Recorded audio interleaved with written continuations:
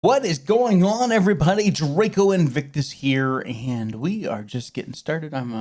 It's a little bumpy this morning, but just because I got doing other things around the house, you know, adulting. But yeah, we're here, and we are going to get started here. There we go, and there we go. All right, got that all done. Welcome, everybody. Barbarian afternoon to you too, sir. And we are getting right back into the game. I was sitting here for a couple minutes, reorganizing my hotbar while I was waiting, and then I was like, "Oh crap! I forgot to actually share out that I was going to be streaming." So, yeah. Anyway, here we are, picking up right where we left off. We are at the banquet where we're going to become a baron. But first, we got to wander around and do all the schmoozing. And so let's go talk to this guard. Hail. Nice. Excellent. Magar Varn. This man is obviously more comfortable on the battlefield than in the company of nobles. He's well built, but the expensive waistcoat he's wearing doesn't quite fit properly, as though it was borrowed. He has a few pale scars across his face, and his dark hair is drawn into an unkempt ponytail, with a few streaks of gray running through it. He greets you with a broad smile and a firm handshake. Let me introduce myself. I'm Magar Varn, the new ruler of Dunsword, your neighbor to the east. Like you, I'm about to be a baron. Great job with the Stag Lord, by the way. Not everyone could exterminate a whole gang of bandits with such a small team. How did you earn the title? Truth be told, my team and I just happened to be in the right place at the right time. Jamandi Eldori needed someone reliable to take and hold the territory. I'm the captain of a mercenary team, if that wasn't clear. Varnling Host. Have you heard of us? No? No matter. We've done work for Jamandi before. This time the task was simple. We just waltzed into the area, cleared it of most of the brazen monsters, and built a small fort to hold the place. And for that, a barony and land to own. It was a dream job. How do you feel about being a noble? Come on. There we go. Looking at his rich clothes, Varn smirks like a pheasant on a plate. I've killed all kinds of monsters, but this is the first time I've been so strongly felt like turning away could get me eaten. He nods toward the arrogant man in the other corner of the room. See that lad? Baron Drevlev. He's not like us. Who knows what generation of baron he is? Didn't even shake my hand, you and me. We're like dirt beneath his boots. That's why those like us, the newly made nobility, need to stick together. Otherwise, he'd take my land and yours in the blink of an eye. Nice meeting you. Farewell. All right, let's talk to our vampire. They call this a feast. I'd show them some real festivities if they'd let me. Yeah, that's because you'd drink half their blood. The Kesten Garrus. Well, Tartuccio. Well, scum. He did. Maybe I. One too many. Yeah. All right. Good job, dude. Pour up to the brim so yeah. Oh, I must be drunk. I forgot the line. Nice. That's cute. Will you drink with me? Of course. To beauty. To beauty. It sweetens our happy days and brings solace to our dark and sorrowful ones. Sure. But jokes aside, I came to apologize. I know the words I said in our conversation with Lady Aldery might have offended you, but this was not my intention. The lessons life has dealt me were not easy. I've learned to be wary of new acquaintances, which is why I've refused to join your party. I hope you will forgive me for this weakness and for my harsh words. And I hope you will hear me out, for I have something to tell you. No need to apologize. I don't expect everyone I meet to immediately fall under my charms and entrust me with all their secrets. How amusing. Oh. Usually those who don't seek affection are the very ones who receive it. Anyway, enough sweet talk. There is something important I wanted to tell you. Okay. As it happens, I came across some very valuable information. What brave conqueror of these wild lands wouldn't be intrigued by news of an ancient shrine, possibly full of great treasures? A place such as this was discovered by my old friends from Kabira, and it just so happens to be located in the lands that today become rightfully yours. My friends lack the courage to enter the shrine and seek the treasure, but what will stop us? We who know the taste of battle and have been singed by the same fire.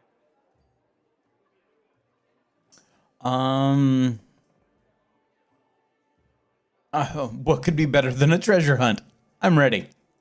I'm sure you'd like to finally gain your official title and celebrate your victory. And I don't like noisy parties and ceremonies. Find me when you return to your dominion. I'll rent a house in your capital. We can discuss the details of our expedition there. Cool. So long, friend. I'll call you so today because soon enough, all you'll be hearing is, Your Grace, Your Grace, Your Grace. I like her. One thing I will say is the voice acting in this and the writing in general is very good. And she was certainly no exception. Let's see. Tristan, guest. Oh, guess we should work our way down the table too. Who the hell's Lander?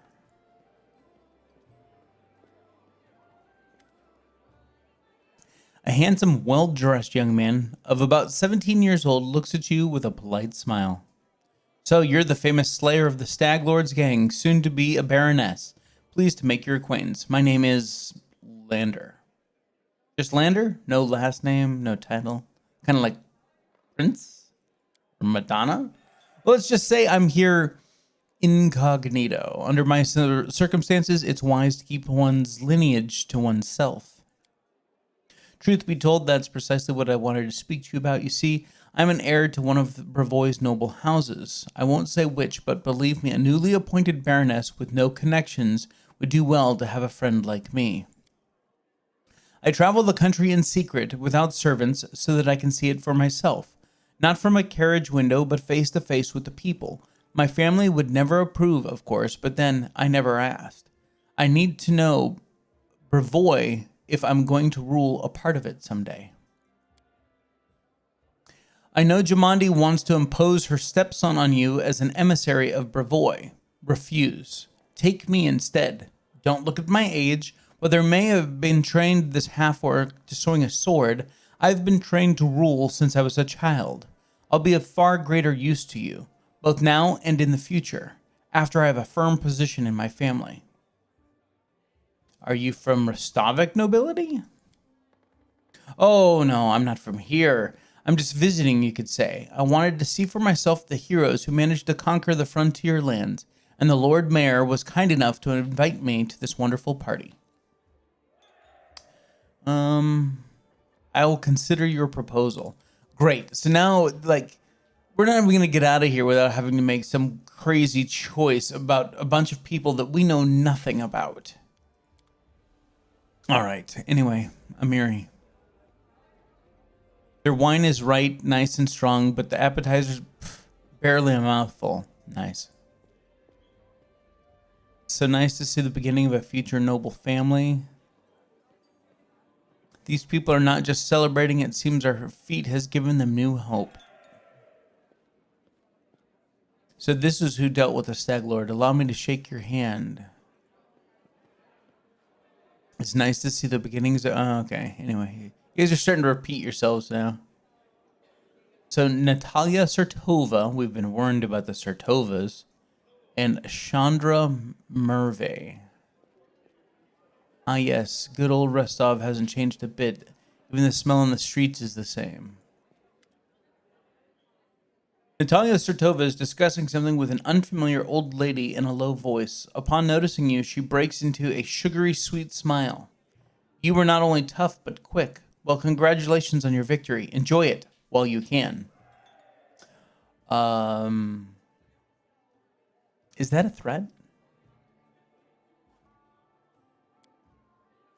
I would never. I simply wish to warn you, in case you didn't fully realize the fate that awaits you and your barony.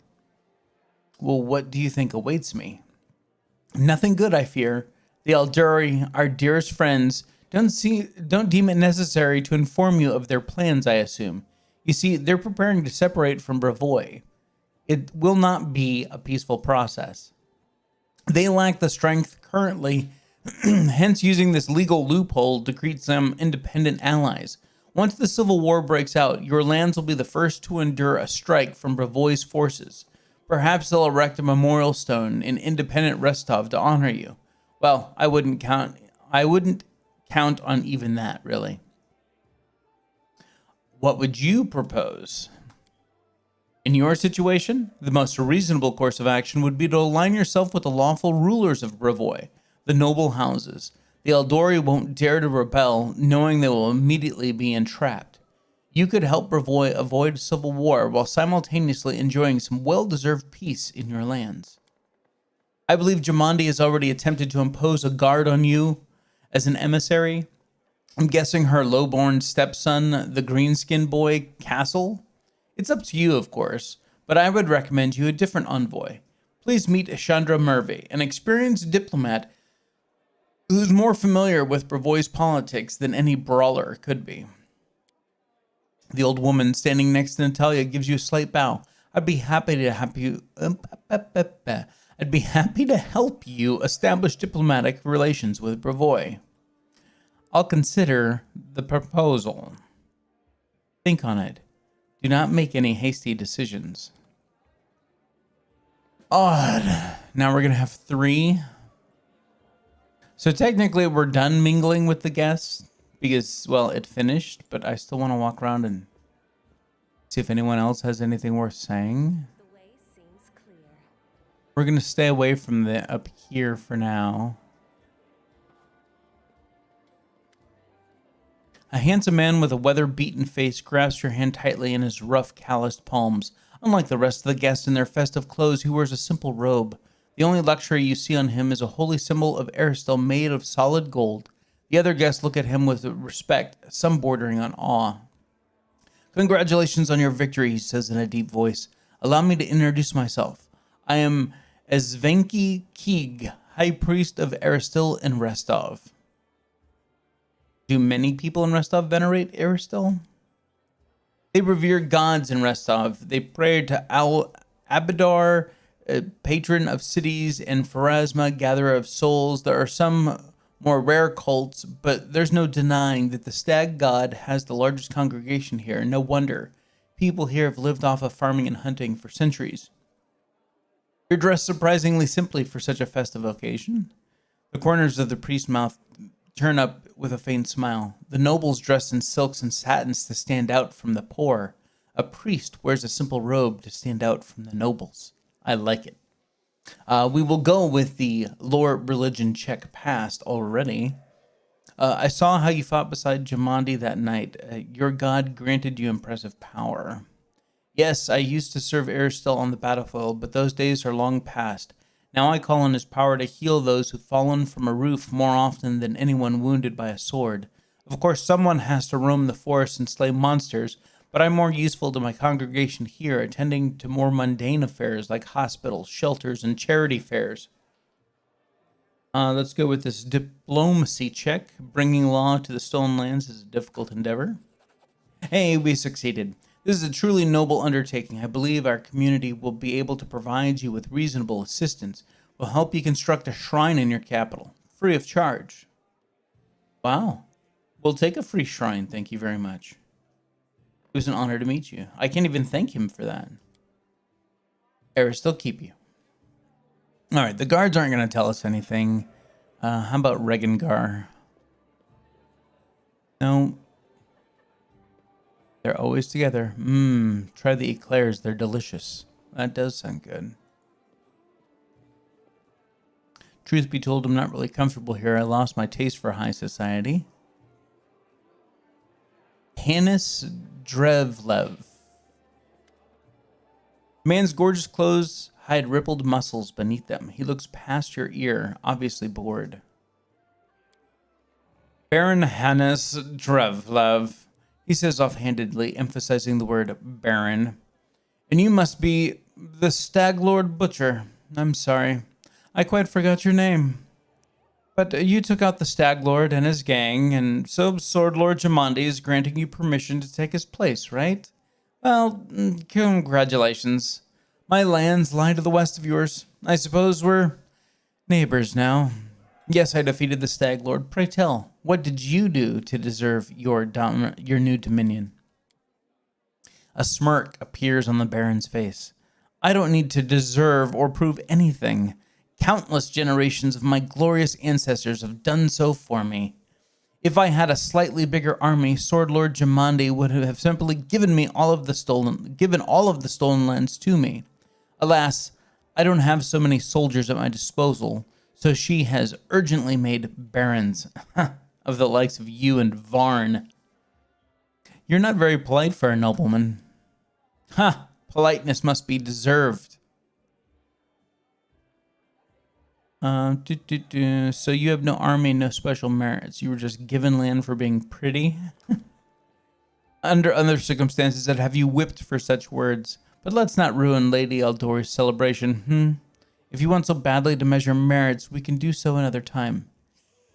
You know what? I really want to. I really want to build up my kingdom and come over and just whoop your ass. Goodbye.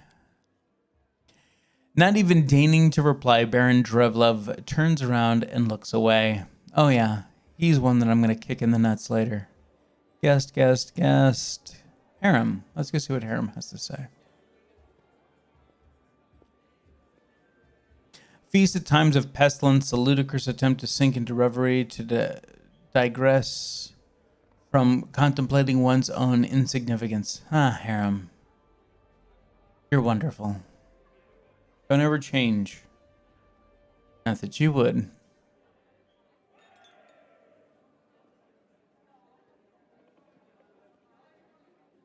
We're doing the slow run again? That's okay. I think I... Yeah, there we go. Okay. Let's talk to Yosef. An older man with full sideburns looks at you with interest through a golden eyeglass. Well now, if it isn't the hero of the festivities, the protege of our dear 𝐂𝐵𝐵𝐵. You've pulled all this off quite cleverly. I confess I wasn't convinced your enterprise would succeed. I haven't bet a bottle of my best Bataxian wine against you. But I'm happy to admit I was wrong. The Aldori have always been adept at finding new talent. I don't believe we've been introduced. So it would seem. I'm Yosef Selimius, Lord Mayor of Rostov. I rule this town and the adjacent lands. As your northern neighbor, I hope we can look forward to a long and fruitful friendship. So you rule Rostov. And what about the Aldori? Brevoy's politics seem complex and incomprehensible to many. Here in this part of Rostland, the spirit of northern freedom still lives. We are loyal to the throne, of course. May the gods prolong the life of His Highness. But here, far from the dominions of the great houses, we have our own way of life. It's especially important now, after the certain events that I probably don't need to name. The Aldori sword lords used to rule Rostland. They're still the largest landowners and main military force in the region. But it's not for nothing that Rostov is called a free city. We're proud to choose the Lord Mayor from among its citizens, considered not by their lineage, but by their own merits. What kind of events were we talking about? He gives a patronizing smile. Why, an aspiring politician needs to be well informed. I'm talking, of course, of the disappearance of the ruling house of Regarvia. Could you imagine it? Old man Quarrel conquered our land 2 centuries ago. It'd be a shameless lie to say that nobody wished his royal house could just disappear into thin air. But once that exact thing turned out, nobody was ready for it. Poof, all over the country, every member of the royal house disappeared without a trace. Nobody knows what happened.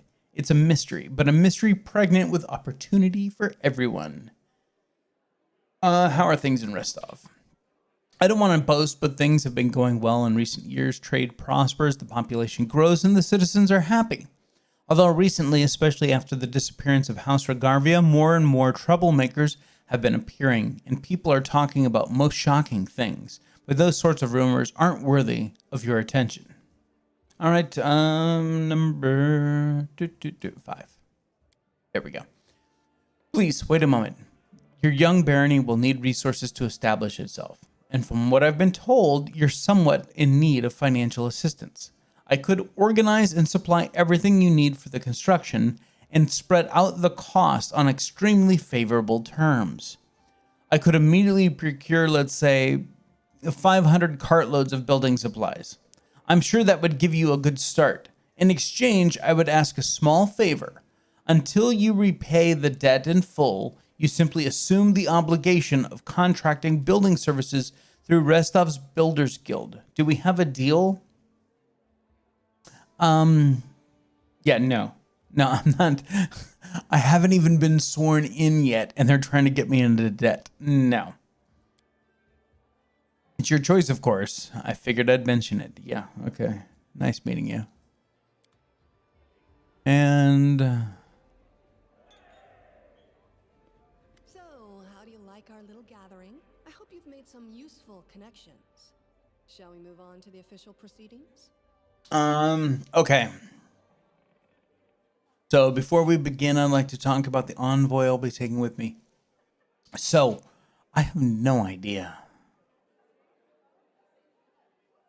I mean, if it wasn't for the Eldori, we wouldn't be here, right? That's kind of the thinking that I have going on there. Right? She's the one that's got us together for this original, thing. She's the one giving us the barony. So it actually makes the most sense to go with her envoy. But I am intrigued by the one. See, I don't want to be influenced by foreign leaders, the dude that's just wandering around. Lester, or whatever his name is. And the bitch that threatened me. Yeah, I won't be taking her old lady envoy. So I guess we're good. I'm ready. Excellent. Stand here. Lords and ladies, today we are here to honor 3 brave people who have done the impossible. They've tamed the stolen lands. Baron Hannes Drelev, the new master of Glenabon. Captain Maegor Varn, the conqueror of Dunsword. And finally, the tamer of the Shrike Hills, who put an end to the atrocities of the Stag Lord's bandits. Step forward. On behalf of the people of the free city of Restov, I confer upon you this noble title. Rise, your grace.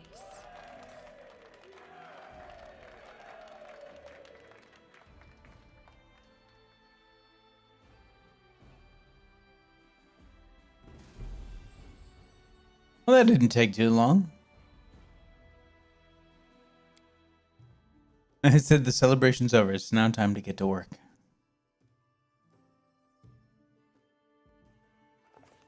Victory. The Stag Lord's dead, and the capital of the new barony has been built in place of his fort. That was how the long and challenging taming of the stolen lands began. Who the hell's this? That doesn't looks nothing like me. F- developers.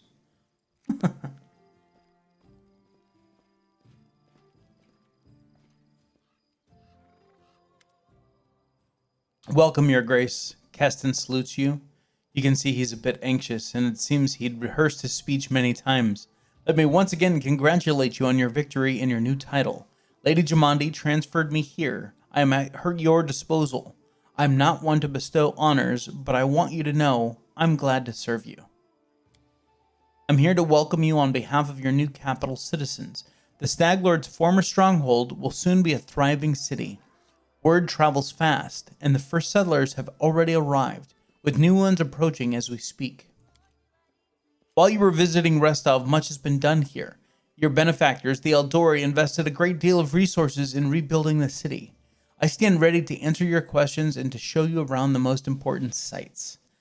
The main question is, where can I get a drink or three? It's time to toast my victory. Where are my companions? Are there any citizens I should know about? What's the mood of the people? Let's go with that one. Keston hesitates a brief moment, then laughs. I'll make sure to show you the moment we enter the city. The tavern was the first business that opened. Of course it was. Building a city is thirsty work, and I beg your forgiveness for my behavior during your reception. I drank a little too much. It is a day for celebration. Where are my companions? They are all somewhere around here, but I never kept an eye on who went where exactly. Well, I assume Tristan is with Jihad, and you can always find Lindsay. Just follow the noise and turmoil. Are there any citizens I should know about? Our old acquaintance Jihad is right here. Aristo's clerics normally don't like cities much, but he's eager to serve you. Also, the emissary from Brevoy is here waiting for you in the throne room. There's also this curious matter. An elf has paid us a visit. A blind elf. Desna only knows how he managed to get here. He seems a peaceful, even pleasant fellow, though naturally a little odd, so I let him stay a while. It's up to you to decide what to do with him now. That's about it, I guess. What's the mood? I must admit I've never seen anything like this my whole life. A city, a whole barony, born right in front of our eyes. The people sense the moment, and today we're feeling proud. As a rule, I'm not too cheerful or chatty. I'd normally feel out of place among all the rejoicing, but today is just one of those days. I'm ready for a look around the city. Follow me, Your Grace. Over here is a horse.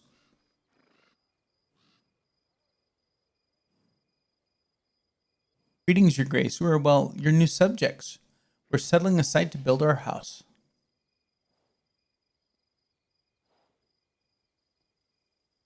It's wet near the lake and windy up here on the hill. A fine place to throw garbage at your neighbors' heads, though. Ouch.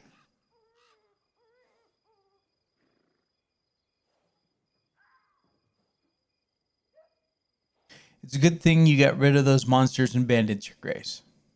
All right. Cool.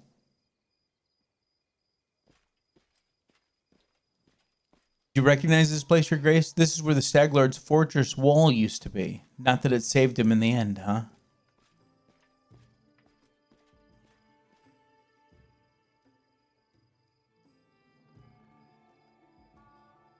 Our workers did a fine job turning this bandit den into the heart of a town.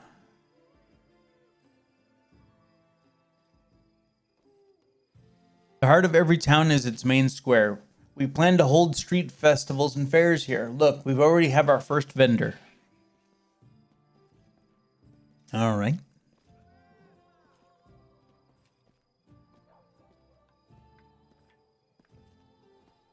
Greetings, Your Grace. If you turn to the right from the square, you'll end up straight in our tavern.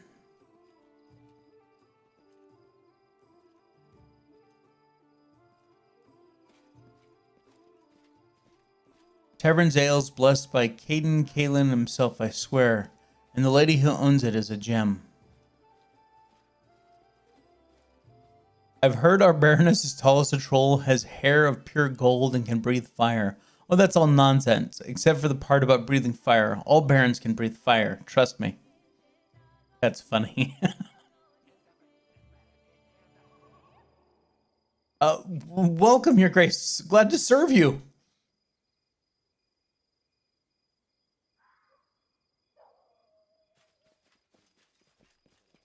Your Grace, those are our guards. They kept order in the city or keep their mouths busy. Oh, man, that one went by fast.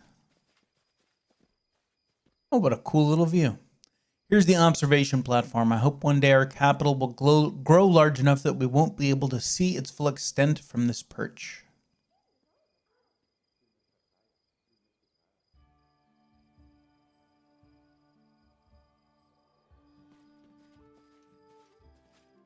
Building in front of us is your residence. That's where we'll head to now.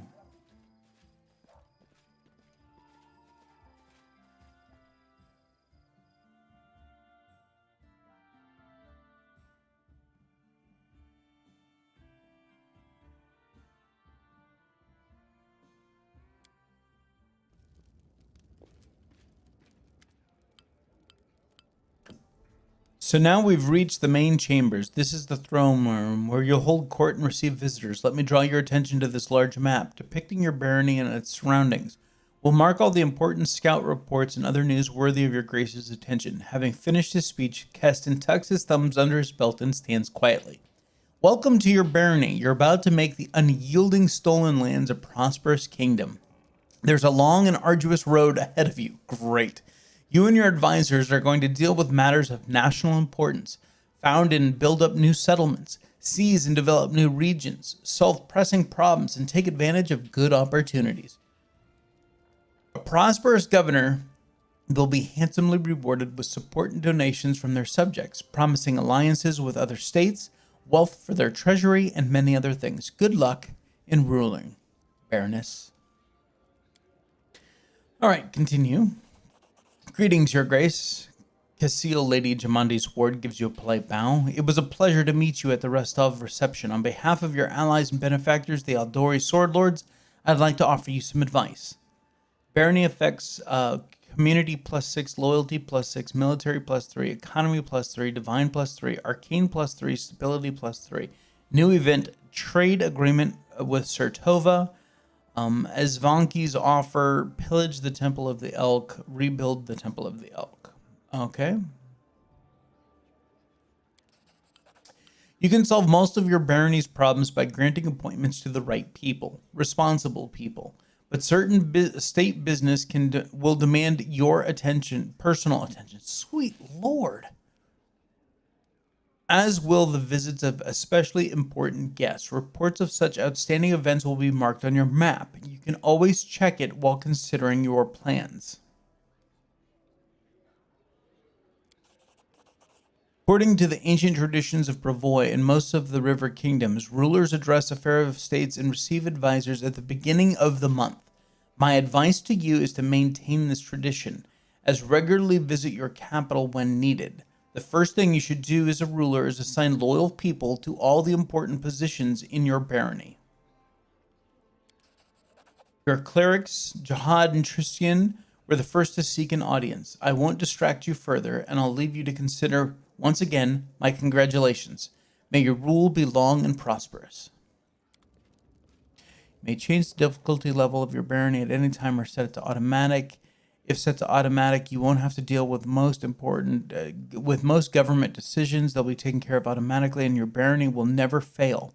However, this will also prevent you from unlocking any governance-related achievements. Yeah, we won't be doing that. Win or fail, we're in this, right? Your Grace, allow me to congratulate you on receiving the title of Baroness. I'm confident that you will be able to bring order to these troubled lands. He stumbles slightly, though to be honest, it isn't exactly what we wanted to speak to you about. Tristian and I have been talking a great deal about what happened at the Temple of the Elk. It doesn't at all make any sense to us. It doesn't all make sense to us yet, but one thing is clear. There's a powerful curse at work. It corrupted the very essence of that sacred place, steeping it with patricians. Ugh, I'm disgusted with whatever could do this. Jod exhales. Okay, words are hard. I'm sorry. I apologize, guys. All two of you. I apologize to both of you. Jod exhales loudly, catching his breath. And now there's a new woe. Tristian and I believe the curse did not simply disperse of its own accord. There is a place near the capital rumored by the locals to be cursed. Tristian and I visited this dreadful place, and we felt the same patricians as the Temple of the Elk. What is this place? Where is it? There is a bald hilltop not far from here, to the north of the capital. Its crown is entirely barren of life. The locals believe that rituals glorifying the dark gods were held there, back in ancient times. There's no longer any trace of such rituals, but the air around the hilltop is heavy to the point of stifling. This place is like a rotting wound, closed but not healed. It's definitely a lot of info, Barbarian. Bald Hilltop has been revealed. I'm so glad that my Bald Hilltop's been revealed. Man, let me tell you. And this wound will undoubtedly open again. Tristian and I felt something approaching, something ominous. The curse will soon return to plague us once more. I swear by Aristil. Well, I'll go there as soon as I'm able. I would be happy to accompany you, but I would not expect to see anything new there at present. I agree with Tristian. We have We've been to this hilltop. It's barren, just filled with a dense atmosphere of unease. Well, what do you suggest? The curse will grow in strength, and we predict it will reach the peak of its strength in about 1 month. That's when we should visit the bald hilltop and resolve this issue. For now, we can only wait and prepare. We beg your pardon, your grace, for intervening with you, getting the grasp of your barony. I'm sure you have more pressing matters at hand right now. Wow. My instincts dull when I'm tired. The barony has 10 basic stats, each supervised by an advisor. They are as follows: population, regent; loyalty, counselor; military, general; economy, treasurer; divine, high priest; relations, grand diplomat; stability, warden; magic, magister; culture, curator; and espionage, minister. Stats increase if your governance is successful and decrease if the events don't end well or other negative factors are placed in your way. Don't let your barony stats drop to 0 or lower. This will cause your subjects to riot and your state will begin to crumble. Each stat has certain milestones or ranks within them. Every 20 points in a stat will increase your rank. Rank 1 unlocks a corresponding advisor position for that stat. Further development of the stat and upgrades to its ranks will be possible only if you have an advisor in the relevant position. Governing your barony will require 1 advisor for each stat. You may appoint your companions as well as some of the Stolen Land citizens into these advisor positions. Each of the 10 positions has at least 3 characters who are qualified to hold it. Not all of these characters will be willing to serve you right away. Some of them will need to be convinced. Appointing others will require completing an assignment for them or rendering them some other service.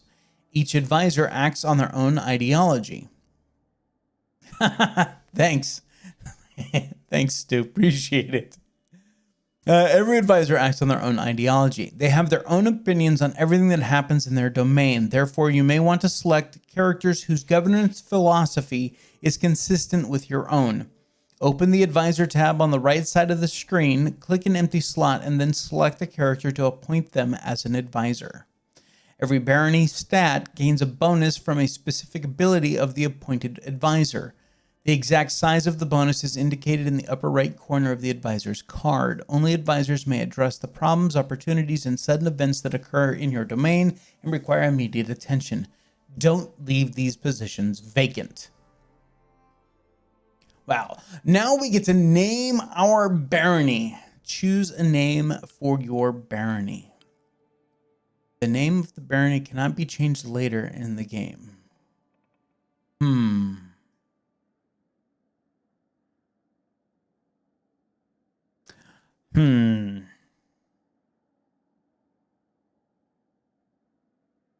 There we go. Draco's Den.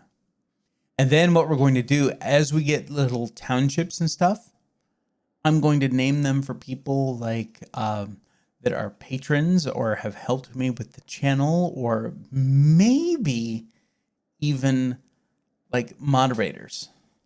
Because, I mean, who knows, right? Because you guys are like all my draconians. So you're in Draco's Den. You make up Draco's Den. You make it important. You make it worth it. All right. So there we go. There's a little place. Settlement map. Click your capital icon. Open the settlement map. Got it.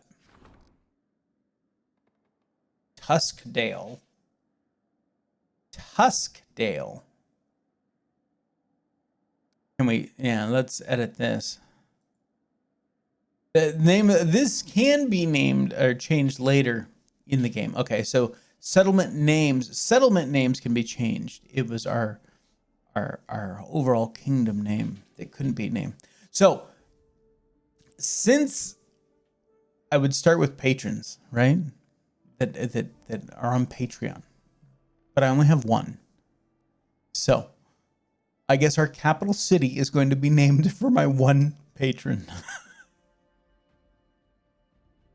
So it's going to be True Flat.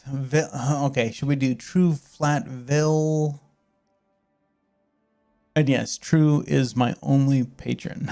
So God bless the man. So this is the least I can do. Set a name for the settlement. Oh yeah, well, dude, there is a ton. Come on, this may be one of the largest CRPGs as far as like depth of story and just depth of game ever. It's ridiculous.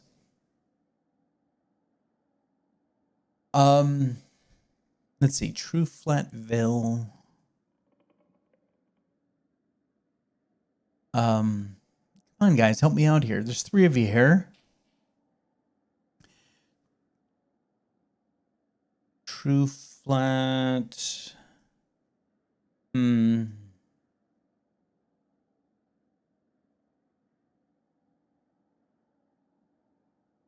True Flat.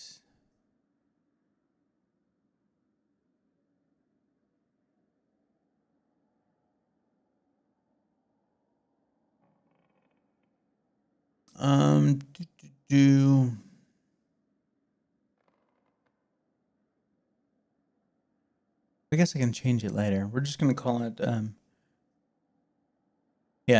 True Flatville. Oops. Oh my god. Who moved keys? True Flats. I like it. Thank you, Stu. Appreciate it, buddy. Except it should have a like True Flats. That's what it should be. So it's a play on his name. It's True Flats instead of one word. Like, you know, the Salt Flats. It's not Salt Flats. Nice. Good thinking. All right. So we're at the city of True Flats, or the village, excuse me. So we've done that. So what am I supposed to be doing here?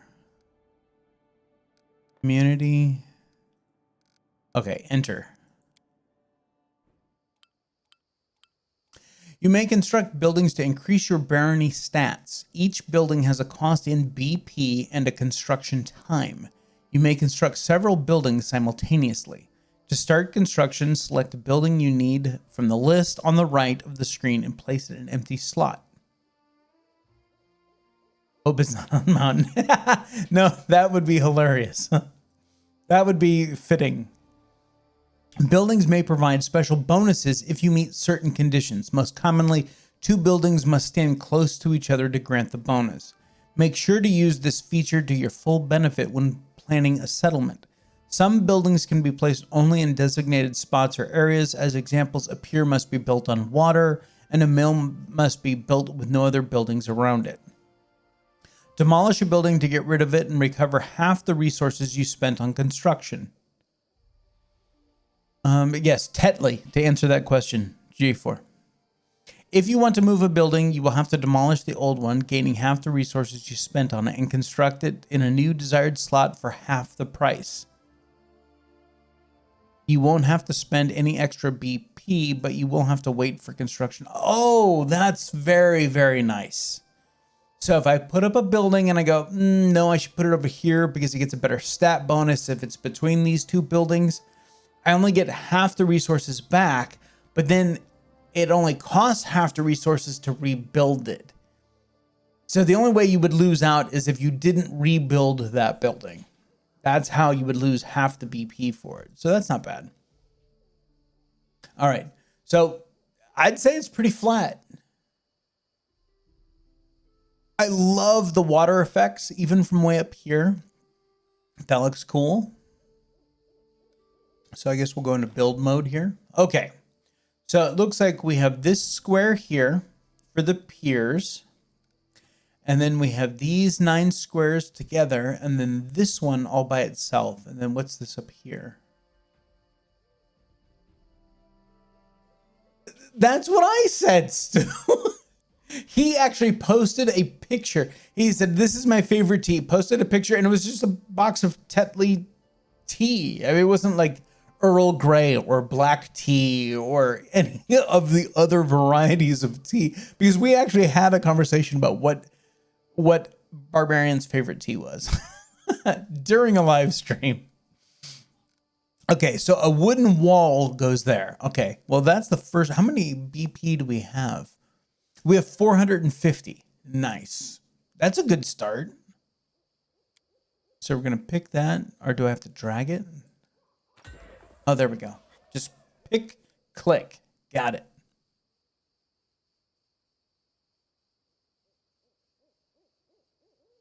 All right. Let's see. What are the piers? Warehouses and workshops for docking ships and handling cargo and passengers can only be built on a water slot. Can be upgraded to a marina. The upgrade provides additional stats +1 to community. All right. So let's start with the longhouse. That's kind of like the middle, because that literally can be upgraded to town hall. So that is really the middle. So, and it grants a +1 to community, +1 to divine, +1 to culture. So longhouse, put it in the middle. Okay, so what else do we have? We have barracks. A building to house guards, militia, and military. +1 to stability when adjacent to a longhouse. Now, here's something that I did learn, because I did want to know a little bit about this whole kingdom management thing. So I watched a couple of videos on YouTube. Adjacent to me would be directly adjacent. So it would be in this spot, this spot, this spot, or this spot.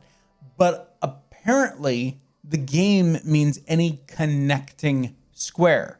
So I could put the barracks in any one of these squares and it would get the bonus for being adjacent to a longhouse.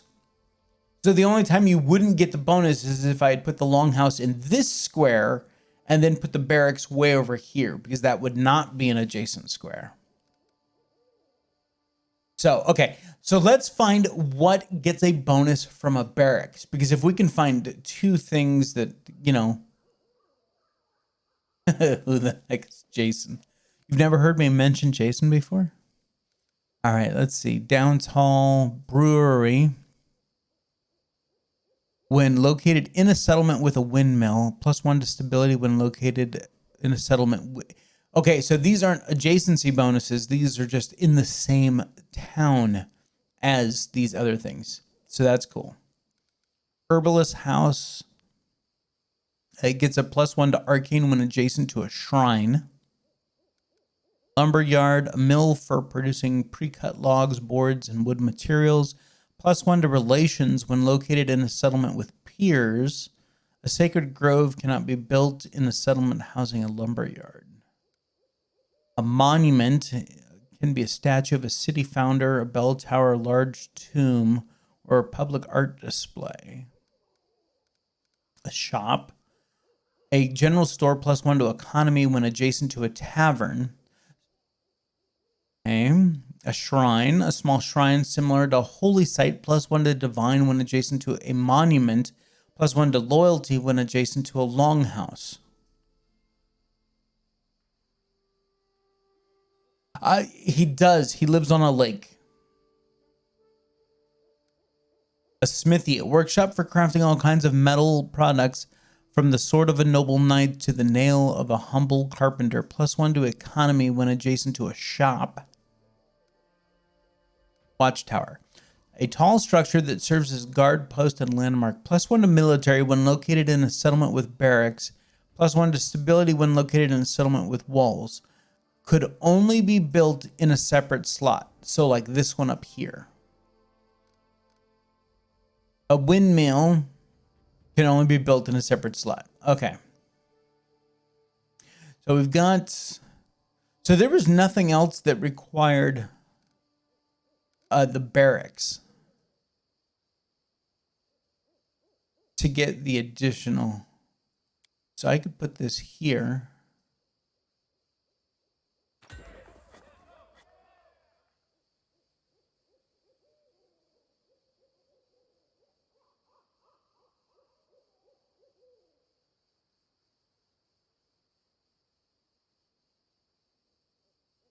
Hey, Keith, how you doing, buddy? +1 loyalty. So maybe that didn't work.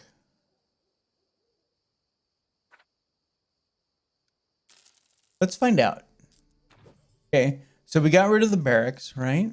Now we're going to put it here. I can't tell. I was thinking that maybe it would list it otherwise. I guess I'll leave it there. If I need to move it, I will. I don't know. They say that adjacency is diagonal as well. I don't... that's never meant adjacent to me. So, anyway, I'll just leave it there. What's up, True Flat? Hey, by the way, welcome to True Flats. Because I named my kingdom Draco's Den. So now every town or village or whatever is going to be named after people that help make this channel possible. And I started with my patrons on Patreon. And since you're it, you were named, I used your name as inspiration for my capital city. So, welcome, buddy. Awaiting coverage of the Masters to begin. I'm sorry.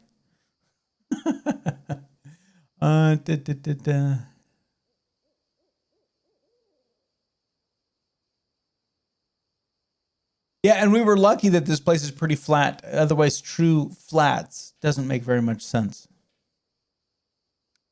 All right. So we've got a barracks. We've got a longhouse. What else do we want? We want a tavern, right? And if the... Oh, look at this. So it gets a +1 to relations when adjacent to a longhouse, +1 to espionage when adjacent to a barracks.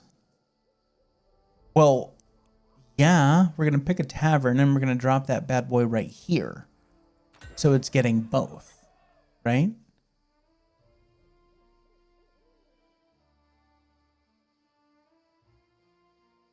We'll see how that works. Because these are all going to take 7 days, 10 days, whatever. That's kind of weird. I want to read the rest of that card. Oh, well.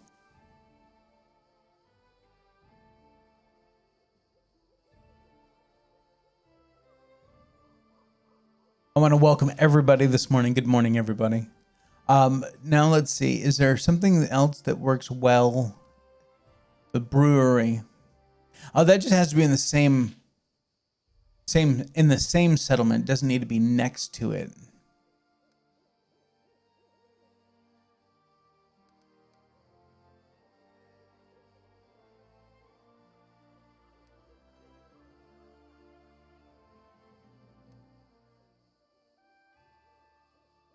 All right, so we've got loyalty, community.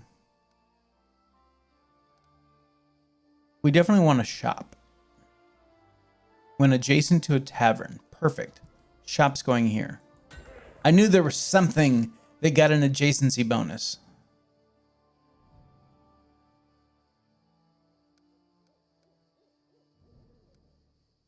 Shrine gives us divine. A smithy gives us economy. And it needs to be next to a shop. It's amazing how all these work out, isn't it? That's it, dude. You have a whole city. Okay, it's a village right now, but it'll soon be a township, and then it'll be a city. And then you can say you have a city named after you. There you go. All right, so we've got our smithy. And so we've got our tavern.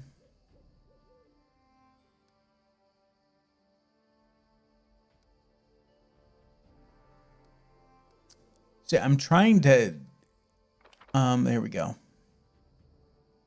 So we need relations. Oh, it's not giving us anything yet. Got it.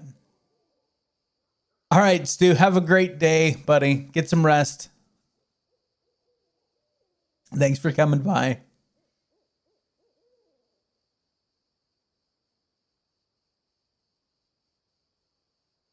All right. So what do we... I wish it would tell me. So we're getting a military... And it bums me out that it's cutting that off. There we go.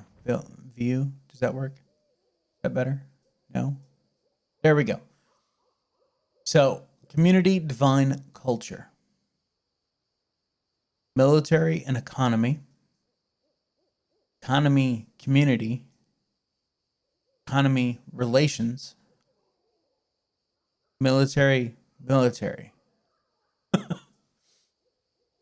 All right, back into build mode. We have 280 BP. So maybe Herbalist House needs to be next to a shrine. Shrine. When adjacent to a monument. +1 when loyalty when adjacent to a longhouse. So if we did the shrine here.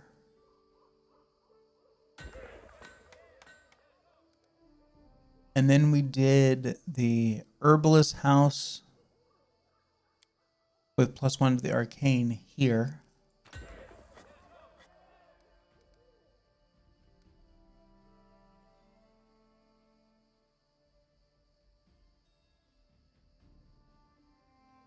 Actually, if we reverse that, because the shrine gets a +1 to divine when adjacent to a monument. So if we put a monument here,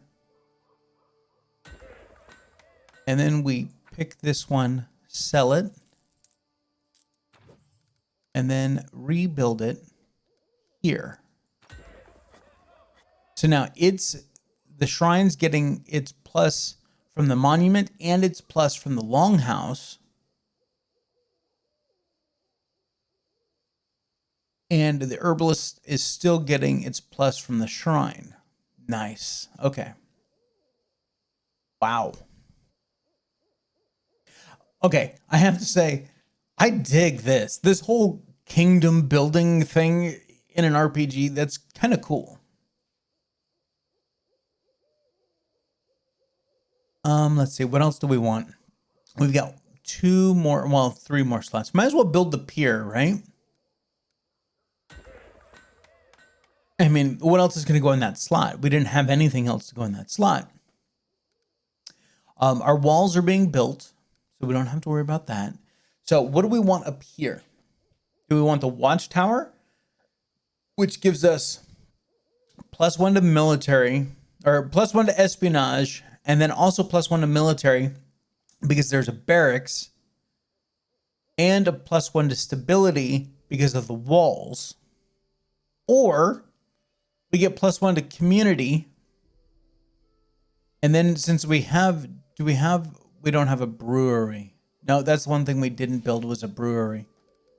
So the windmill does not get the granary. Yeah, it doesn't get the bonus because I don't have a granary or a brewery. So I guess I'm going to go with the watchtower. And then for one of the other towns, we'll make sure that we have a granary and a brewery and all of those things. Uh-oh.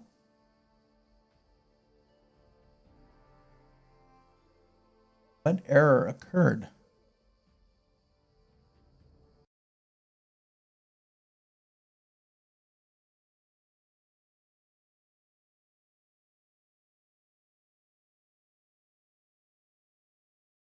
All right. I don't know if you guys missed anything. I had an error on my screen on my YouTube studio. So, apologies if there was something that we missed. I was just kind of talking about what I had going on here. So I've got 1 slot left. All I did was refresh the studio. So I'm hoping that everything's okay. Hoping. Let's see here. We already have a tavern. We already have a smithy, a shrine, and a watchtower. Can't do the windmill because we only have 1 slot. And I am assuming that as your town grows, you get more slots. Oh, nice. Well, no, and it could have been totally fine. The error could have just been on my page because it was actually, the error was only in my little preview window of the stream. So it could have just been that little preview window that was having some issue and everything else was totally fine.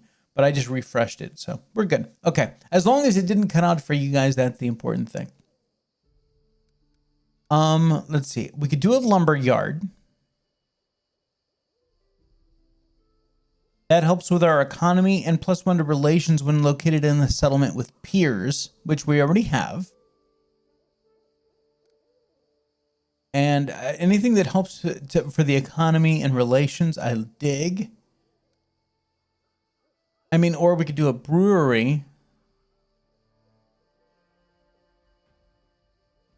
But then we should have not done the watchtower. Damn it. The brewery would have helped with relations, loyalty, because it was in a settlement with a windmill, and stability. So I guess we're just going to do a lumber yard. That'll help with the economy. I think our capital city should be strong in economy anyway. There we go. That's it. We're done.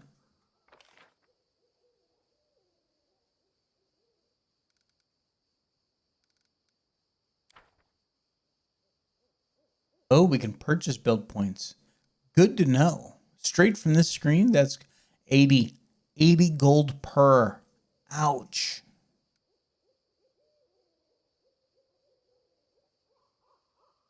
And I imagine that here's what they've done.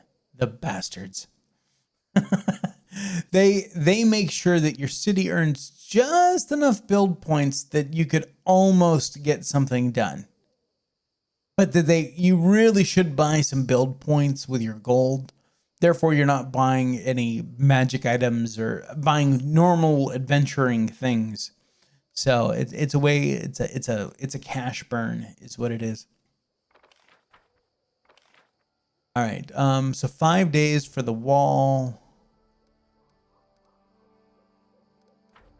All right. I guess I close out of here. I still have 110 build points, but that's good. We're going to need them.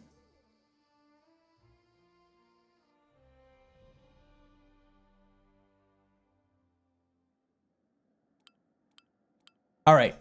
See, now we have all this other stuff over here. So we have events, nothing. Projects. We've got 4 projects.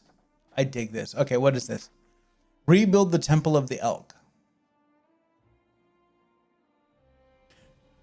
Restore the Temple of the Elk to its former glory, making it a center of Aristil's worship and all the surrounding areas. Unlocks a special region upgrade.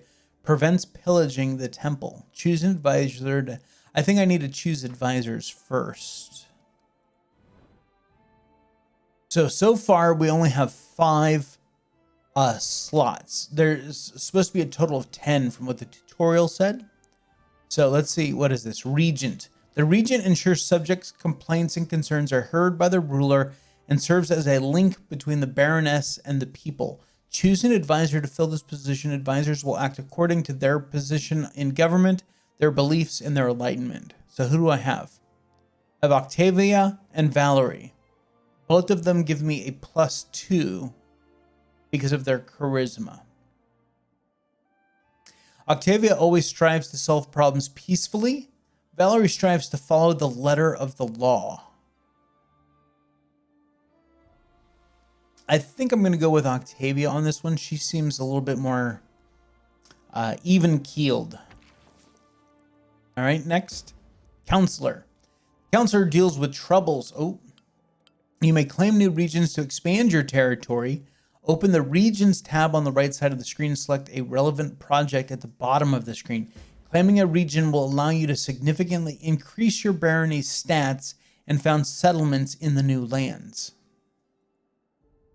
Here's what you must do to claim a new region. Meet special regional conditions, that is, complete a quest or reach a certain rank in one of the stats.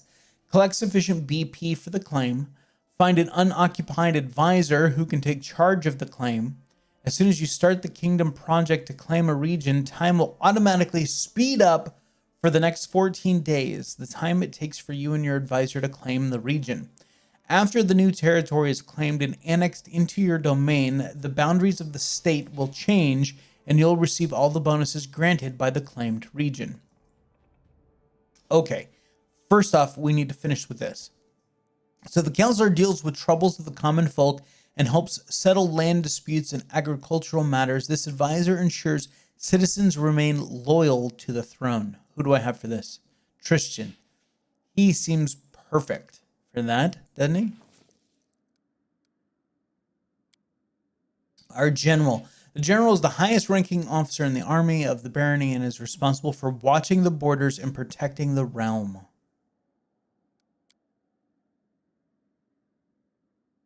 Let's see. They all get a +4. We know Amiri, right? Regengar is hot-headed and direct. And Casil, I don't know that I want Casil Eldori actually in like that kind of a position. But both of these two are going to be direct, right? Because he's an outsider. He's not part of my group.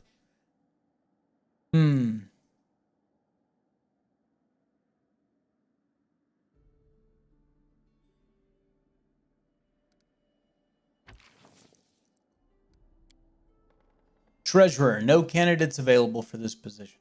All right. High Priest. No matter what deity he serves, the High Priest strives to satisfy the spiritual needs of all citizens in the barony. Harem favors unusual but effective solutions. Jihad does his best to solve problems without disrupting local traditions.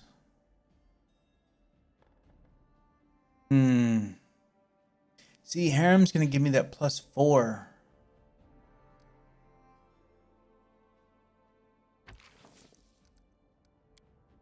All right, so that's it for now. Advisors are done. So let's come back over here to projects.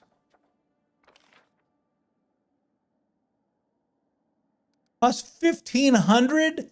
Are you kidding me? Our merchants will receive the right to establish a sizable trading post in the heart of New Stetven.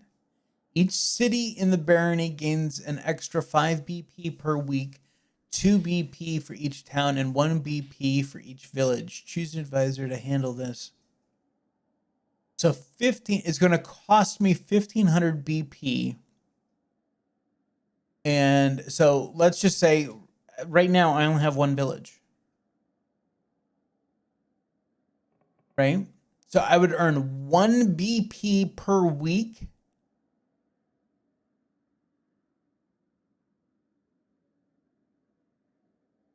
That's a lot of weeks before I make up my money.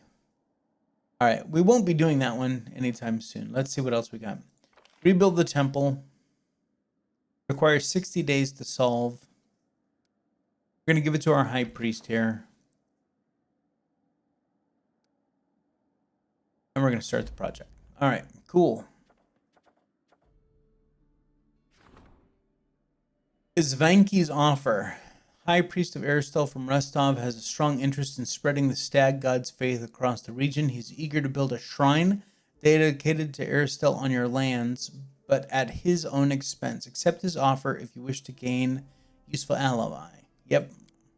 Oh, crap.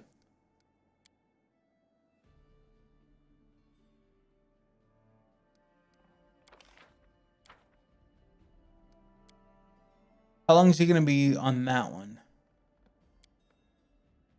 Damn. All right. So I guess we're done with that. Let's see. Rank up. Economy. Training. Curses. Other regions. Declare the outskirts a part of your kingdom. We don't even have enough BP for that. I need to purchase a little bit of BP. I have 10. Oh my god.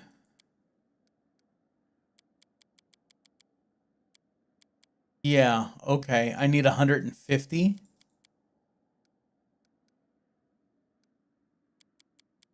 Because I don't think I could even afford that. Means I need to buy 140, right?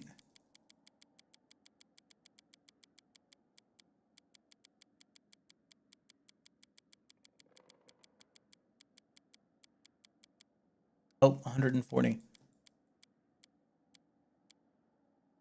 It's going to cost me 11,000 gold. But then I'm not going to have any build points to do anything there.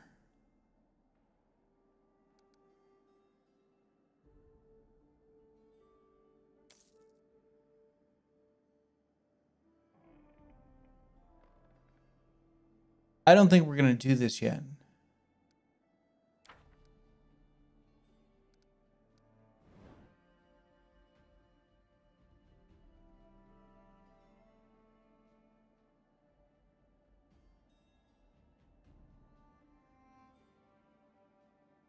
So I'm guessing that we can, I don't know how far we can expand.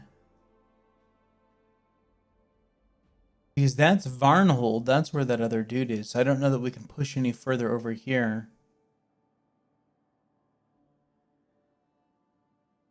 All right, cool.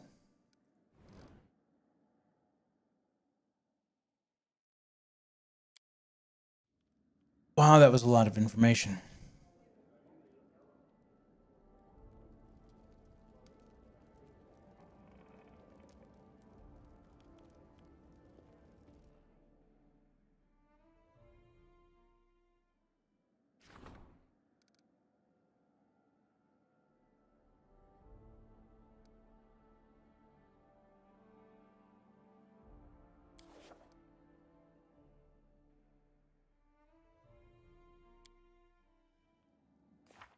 All right, let's take a look here.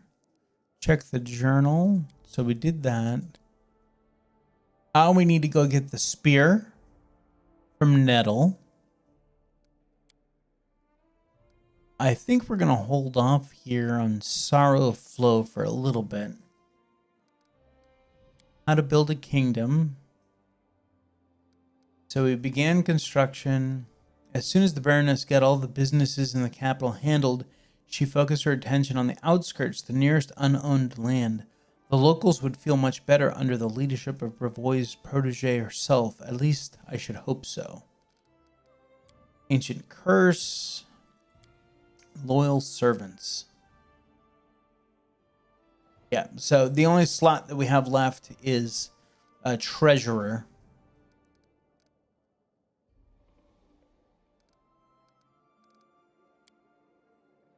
All right, so we've got some stuff to go do. And we probably have equipment to sell, I'm thinking. Yeah, we've got stuff to sell. How may I serve you, Your Grace? If I were to offer you a public position, what job would you like to do? I believe I can manage to uphold the law. Being a warden would suit me well. All right.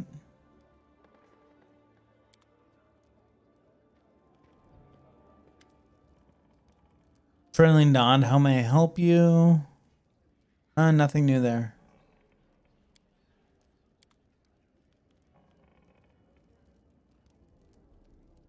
All right.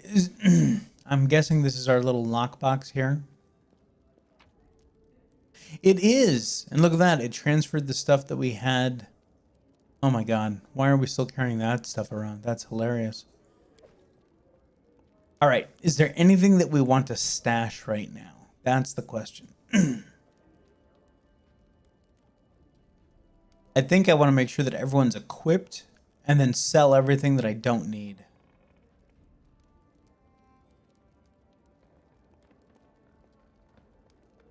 I don't know what to do with this broken charm. It doesn't do anything.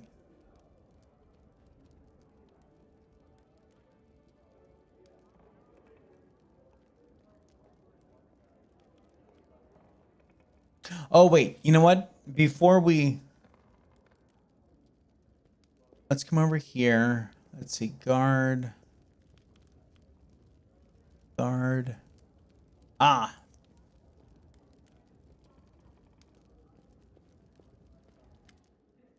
The man standing before you resembles an elf, but a very old one. His face is wrinkled and his beard is as white as mountain snow. The man seems to be completely blind. The old man stares past you with unseeing eyes. He seems to be consumed in his thoughts. He mutters a soft melody, swaying back and forth slightly to its rhythm. The man shudders briefly and stops singing. His mouth opens and closes a few times, brings to mind a fish brought ashore. Ah, who's there? Is that you, your grace? Who are you? I'm an elf from 𝐂𝐚𝐧𝐬𝐿. 𝐂𝐚𝐧𝐬𝐿. Yep, that's what I'm going with. And I may change my mind later. My name is not important. I am the storyteller, collector of stories. I collect unknown legend of ancient times. The man smiles, but it doesn't seem to be directed towards you. Long ago, I was a smith in 𝐂𝐚𝐧𝐬𝐿. The fire of the forge had burned out my eyes, but I am grateful for it. If I could see, I would yet forge suits of armor for Iadara's guards. Instead, I have stepped on the path of an adventurer and gatherer of ancient legends. The old man ponders silently for a moment. Many peoples are long dead, their homes crumbled to dust, and their bodies turned to ash. Only legends can still tell us of their triumphs and defeats, their joys and fears. I would be so interested to hear the stories told about us after our demise. I've always been drawn to the stolen lands where countless expeditions, armies, and even kingdoms have met their untimely ends. When I learned of a new barony being founded in the heart of these lands, I knew I wanted to be part of its story, so I made the journey here. Are you really an elf? Do other elves age like you have? A common question, despite my unusual looks. I am an elf, and an old one, yes, perhaps older than any other elf of 𝐂𝐚𝐧𝐬𝐿. However, I doubt my age alone is responsible for my appearance. I keep the stories of many people and races, some forever gone from the face of Galaran, but they live on in my memory and my heart. When I accept a new story, I lock it within myself, bearing the weight of its words and the emotions they invoke. I sometimes think that I probably should have died long ago, but some incomprehensible force is keeping me alive and granting me the ability to continue my quest to gather stories. Be it divine power or fell curse, I'm grateful either way. How could you tell it was me? The old man smiled slightly. It's not so hard to recognize a ruler by the way she walks. No one in here steps as confidently as you, your grace. All right, would you care to trade stories with me? The man's voice rustles like autumn leaves. I'm a collector, not a trader. If I share a story with you, you receive the power to pass it further, changing or embellishing it, whether willingly or not. Can I be certain you will keep my stories intact in their absolute purity? The storyteller ponders for several moments. No, I don't think so. At least not yet. These legends are the most precious valuables of this world, the last remnants of ancient tribes. They are beacons illuminating the way to the past, protecting us to meet generations long gone, allowing us to meet generations long gone. I cannot let their light fade. The path to the past must not be lost. But also, if he's holding on to them when he dies, they're going to be lost anyway, right? He should at least be dictating them down so someone could write them. Where's the midget? Lindsay, come here. The old man thinks for a moment, then continues, but I can offer you a deal, your grace. If on your journeys you discover items that come from eras past, bring them to me. And if my eyes can see the stories that these relics hold, I'll gladly share them with you. And if you find all the pieces of any ancient artifacts, I can even recall my smithing skills to unite them and restore their power. Nice. This is our This is our antiquities dealer that some of the things we're talking about. All right. I found shards of an ancient artifact. Can you restore it for me? May I? The storyteller gently touches the items from your pack. These scorched piece of metal is part of a curious artifact known as the Necklace of Double Crosses. Inside it, I sense a story of many deeds, not heroic, but low and maleficent. If you find all 7 of its fragments, I will be able to restore the artifact and recount its inglorious story. I've brought some relics. Are any worthy of a story? The storyteller's eyebrows raise. How interesting. May I, Your Grace? He gently touches the items. A coin from a non-existent country. When Quarrel the Conqueror remastered Rosslyn, having claimed it for Bravoy, he prohibited the issuance and use of such coins.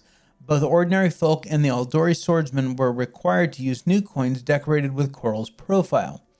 But no one was quick to be rid of these prohibited coins. Oh no, in many houses they still store boxes and whole chests of such coins, waiting for the day when Rosslyn declares its independence. I received 2,200 gold from one ancient Rosslandic coin. Fantastic. Storyteller's fingers caressed the symbol, shaping like a tree leaf. What was this? Oh, and what is this? I hear the voices of trees, smell the scent of fresh leaves. A dryad mark, is it not? I'd be happy to purchase it from you. Damn, 2,100? The storyteller idly toys with an ancient plain-looking coin. What was the name of the Caloran ruler who issued this coin? Does anyone remember now? What did the Cyclopses use it to purchase? Food? Books? Weapons? Perhaps someone's life or their freedom. Who can say? Its history was erased by the Earthfall, but I will buy it from you for significantly more than it was worth in its own time. The storyteller weighs the soldier's tag in his palm. Soldier does not ask where the banners of war are headed. He or she goes to battle, dies, and leaves it to others to decide whether the cause was just. This tag belongs to one of many warriors who helped establish the glory of the Taldan Empire. If you would permit me, I would gladly purchase it from you. The belongings of brave heroes who perform their feats here before you. I sense you'd be interested to hear their story, but there are too few of them here for me to recount it yet. Please find all 5 of them. I am sure you won't regret the time you spend in the search. All right. I needed a wise advisor on my court. Would you like to serve me in matters of state? The storyteller's voice grows soft. Thank you for your words. I am unlikely to be able to interpret the intricacies of the political world or the affairs of the treasury, but my advice regarding the magic of the arts would be useful to any ruler. Nice. Cool.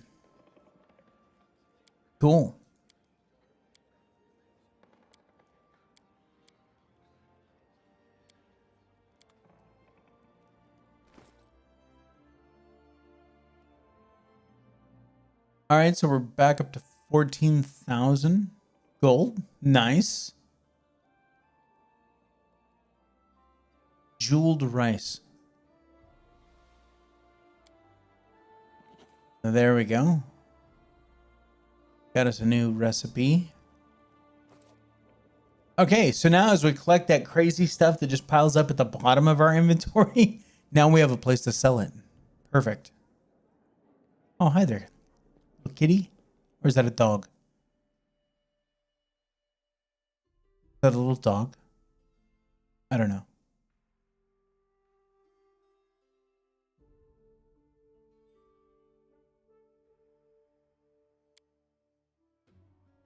Hello, my savior. You asked if we'd meet again, and here I am. I see your fate has changed since last we met. Now you are the ruler who will determine the destiny of these lands. I am their living heart, the whisper of the wind, the strength of rivers, the luxuriant growth of the meadows. Do you wish to touch this power? I will show you a place where we can finally meet in flesh, you and I. Deep in the woods, there is an old mossy ruins long abandoned, nearly swallowed by the thicket. There is an old tree growing among the stones in the yard, which I remember as a seed. A shadow under its green crown I call my verdant chambers. Visit me there, my lady, and come alone. A nymph's reward awaits you. Wow. Let's see. I was happy to help. I hope I will be well rewarded for my efforts. I did save you along with all your precious flowers and bushes. So long. I will await you there, as the ground waits for spring under the heavy winter snow.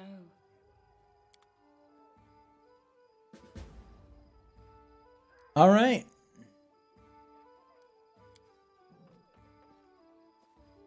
So let's go into inventory.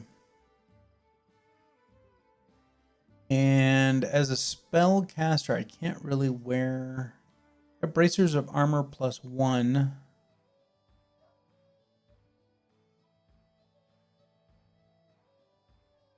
Let's see here. Bracers of archery.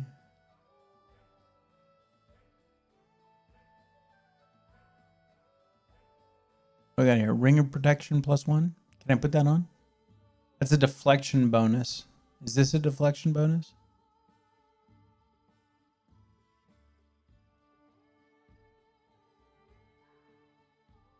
No, it's not.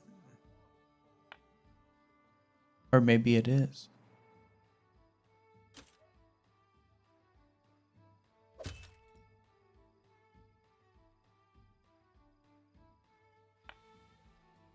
Yeah, nothing's changing, so I'm guessing. Yeah, nothing changed down here for AC, so that's not going to help me. We don't have any robes or anything like that. I'm definitely not wearing that with a 20 arcane spell failure chance.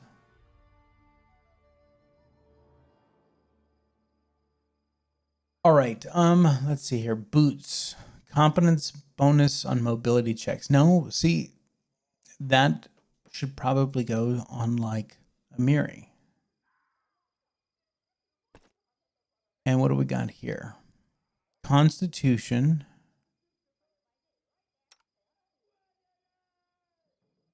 I think I want her to have the belt of Constitution. She's got full plate +1. Look at that, 29 AC. That's fantastic. Bracers of archery, no. Who's using a bow? Octavia. We'll give those to her for now. I don't think she's actually using a bow, but whatever. All right, let's see. Rapier. Don't have anyone using a rapier. Composite longbow. That's a short bow. Oh, she can't use a composite longbow. A great club +2. Anyone's using a great club, it's going to be her. There we go.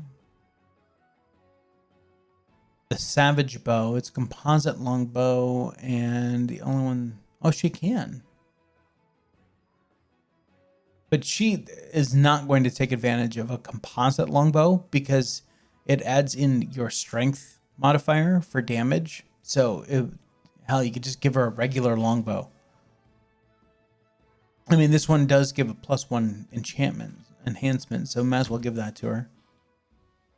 But yeah.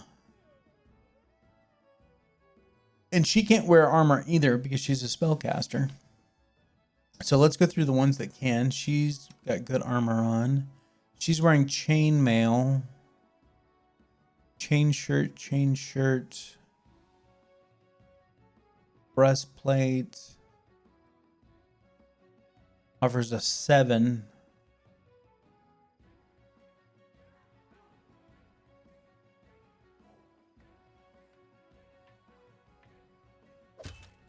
There we go. That's a little bit better. What do we got? The stag helmet focuses wearer's attention on the weak points of enemies, giving a +1 insight bonus to attack rolls against flat-footed and flanked targets. Yeah, we're going to give that. Now, why isn't she... I don't know why her little person isn't showing, like the helmet that I just put on. We should be seeing it. Oh, well. Cloak of Winter Veil. Grants a +1 resistance bonus on all saving throws and cold resistance of 10. Bonuses of the same type usually don't stack. Probably want to give that to her. Just since she's my tank. Anything that we can give to help her is good. Woodlands Aegis. +2 studded leather allows the wearer to cast Bark Skin spell once per day as a 3rd level druid.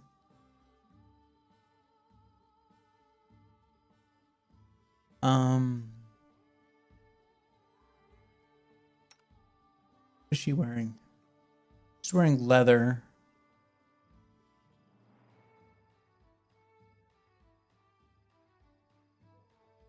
I think that she'd be fine with this. Because a bard doesn't cast arcane spells, I don't think.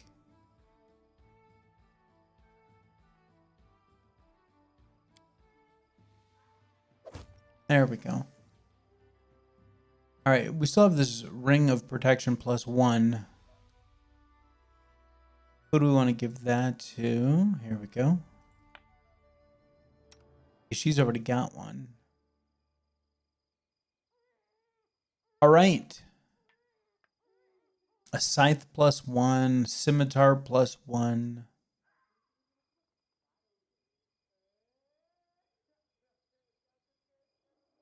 Alright. Let's get out of here. You see a dark-skinned, wiry man with a weather-beaten face and a happy smile on his face. He is dressed luxuriously, and his dark hair and neat mustache are extensively coiffed. The man bows to you, spreading his arms a little. Hasuf from Absalom is happy to welcome you, Your Grace. Come, take a look at the best wares we traveling merchants have to offer. Please, come take a look. Well, let's see what you have. A Flaming Bastard Sword +1. Wow. He has 1,000 quarterstaffs. All right, fair enough. Let's see what else you got here. Ring of Luck. Ring of Protection. Belt of Giant Strength. Wow, he's got so much stuff. Cloak of Shadows. +10 enhancement bonus to all stealth skill checks.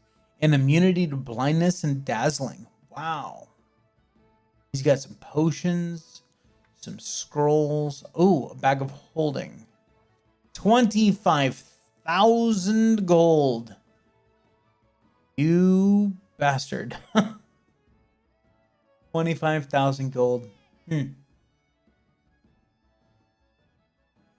Oh, does he have a mace? No. All right. Let us... Everything's checked. Offer. What else do we want to get rid of? Get rid of the rapier, the scimitar. We're going to hold on to the scythe. Yeah. Considering I only have 14,000, yeah. Chain shirts +1. Yeah, get rid of both of those.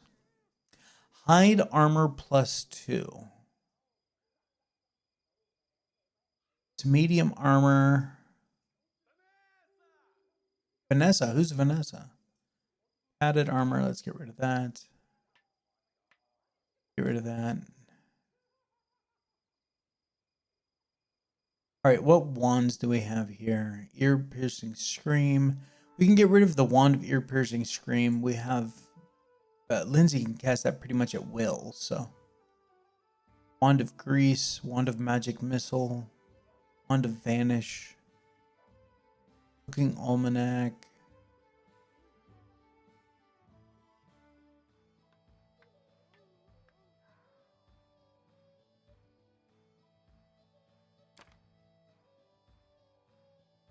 I'm going to sell all of my books to him, so hopefully he will have them when I...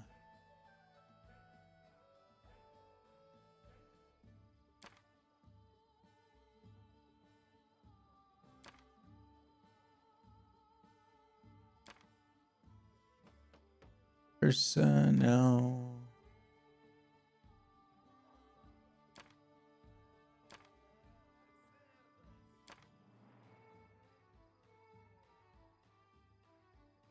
See, this ale here, it says a local alcoholic beverage. I don't think it's used in cooking, because if you look at everything else, it says a cooking ingredient. But I don't think that this is. No, we're not going to get rid of our bag of holding. Yeah, see, butter, a cooking ingredient. Camping supplies. Lab journal.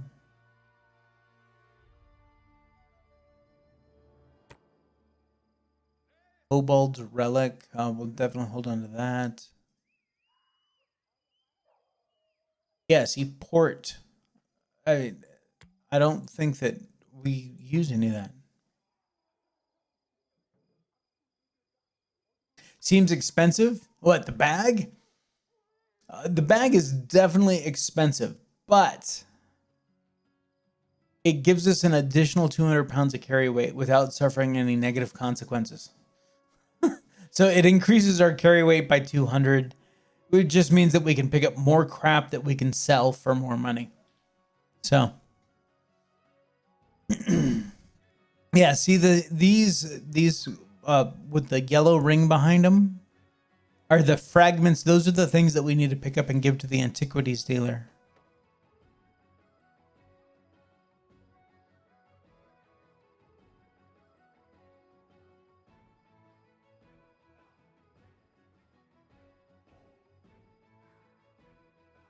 Yeah, definitely.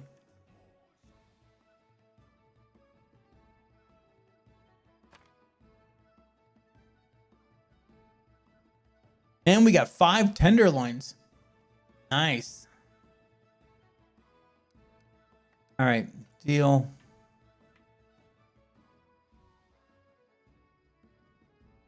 So yeah, I think that he's going to keep all of these books. So if we ever needed to buy them back, we could.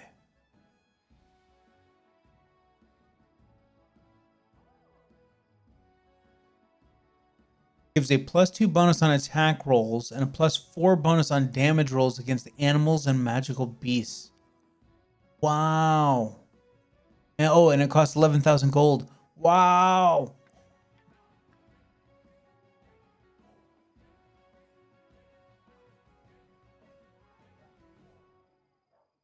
Word of Stubborn Fury. +2 enhancement bonus to Constitution.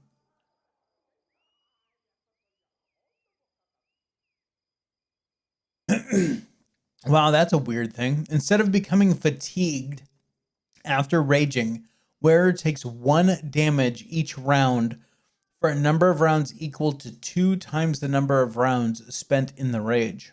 And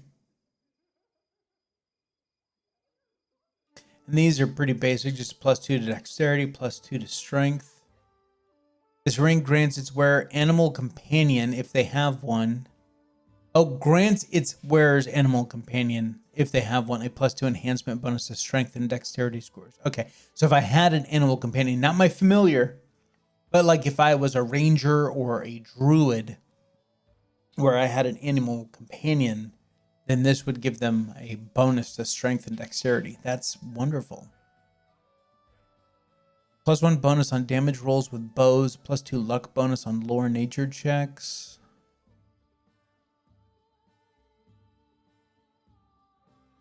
Flame Guard.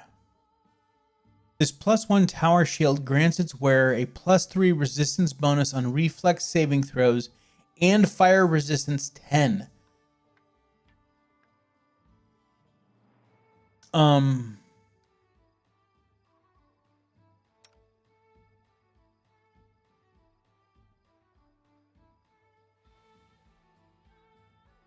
It's 1 less armor check penalty.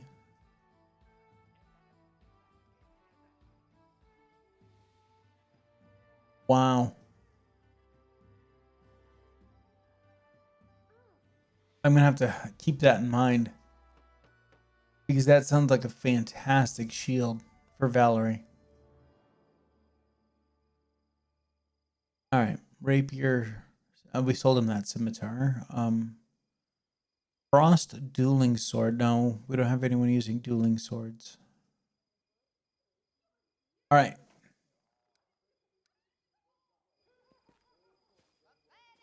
Oh, who's this guy? I'd like to see your goods.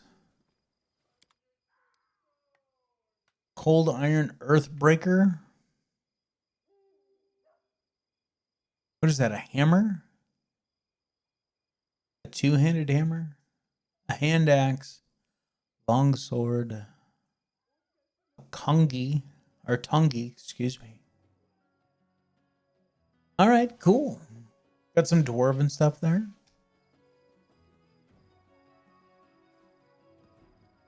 This guy's got something going on here. The tiefling girl looks as though she's made of springs. She cannot stand still for a moment. She nods her head, snaps her fingers, and taps her feet in an inner whirling song. Seeing you, she quickly waves her hand and breaks into a wide smile and immediately starts jabbering. Your Grace, welcome. What do you want? Scrolls? I have them. You won't regret it. My suppliers will bring me all the scrolls for sale. If you manage to attract more mages to your lands, more mages, more demand, and more goodies for you. So go build them libraries. We'll both profit from it. Holy crap.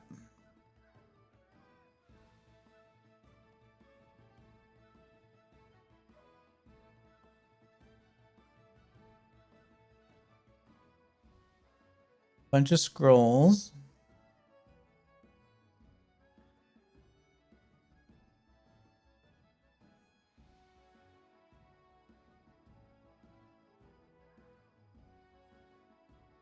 Wow. Oh my God.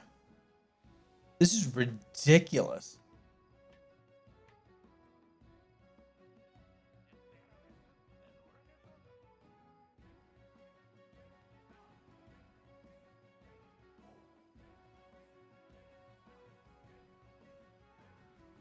That's a lot of damn different spells.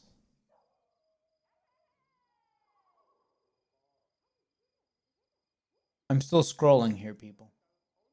There we go. Finally finished. So if I pick myself, see, it highlights the ones in green. That's a mod that I'm running that actually shows me things that I can actually put into my spell book. So that's a level 3 spell. Time stop. Yeah, level 9 spell. Won't be casting that to like level what, 18? Maybe 19, something like that.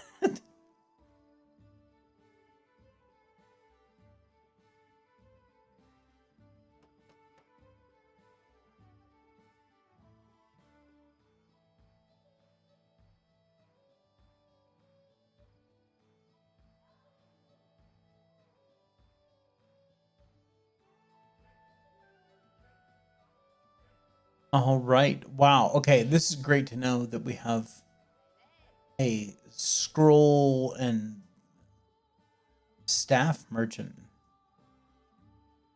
Bunch of rods and staves and fantastic. What else we got?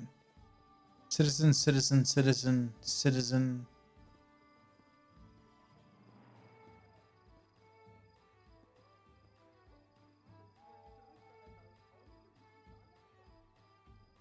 All right, let's go rest. This is my place, isn't it?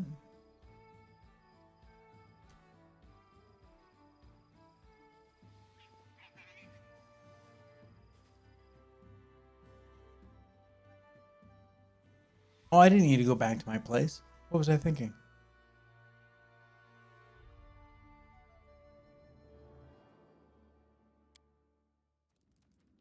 For those of what I mean by that is all I need to hit is the R key and you rest automatically if you're in one of your towns.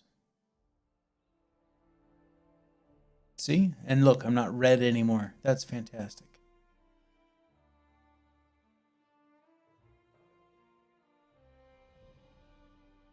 Oh, what do I have over here? A flail. Personal stash. All right, let's put this in there. That was a flail +1. Hide armor, I wanted to see if that was going to go on anyone else.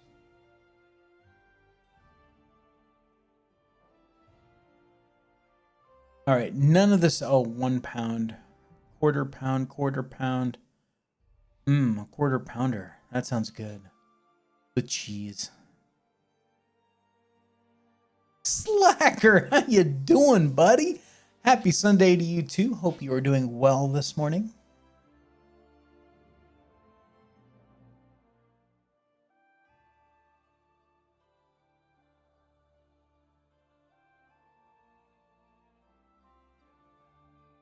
All right.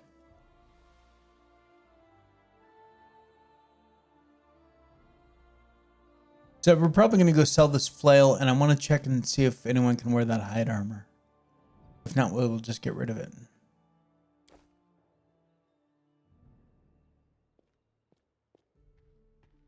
That looks like a door to me.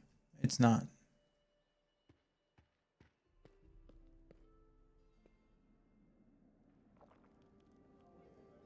All right. I doubt anything's happened in the day that I've rested, but we'll check. He went to bed. Can you believe it? He went to bed. Actually, that's about right. It was probably late for him. Yeah, nothing going on. So.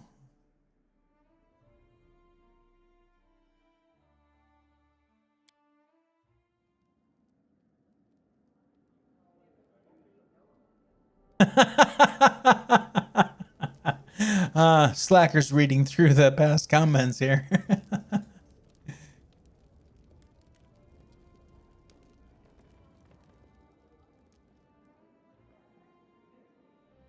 So that'll take us to, oh wait, let's do this. Is this better for her? A 6. But she doesn't have the dexterity to warrant the hide armor. Okay. Oh, look, I will give him the flail. What is this, a heavy mace?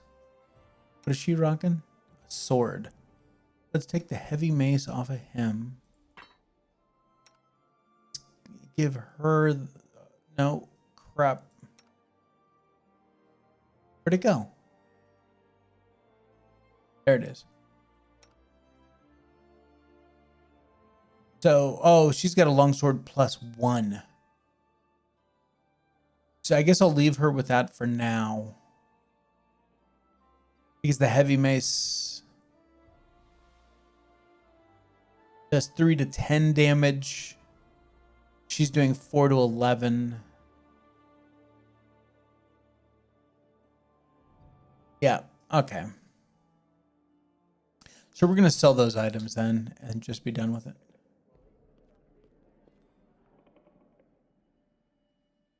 Oh, cool.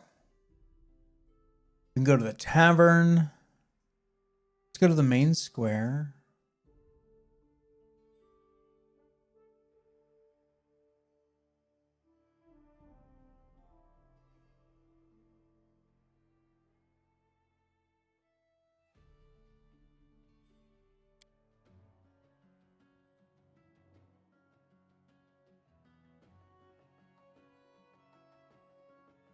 So Slacker, how you been, buddy?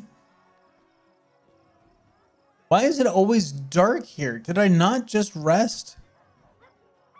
It was dark when I rested.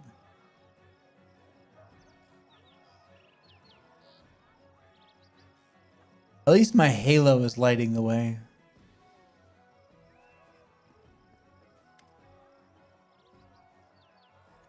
We'll learn Hasuf's story later. There's just been so much reading today. I really don't want to have a conversation with my merchant right now. Wow, 1,046 just for that? Cool. We're at 20,000 now. And what do we got going on over here? Oh, that's Casey's apartment. the house.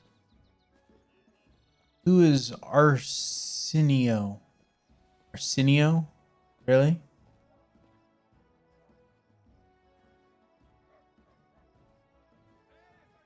Let's go find Arsenio.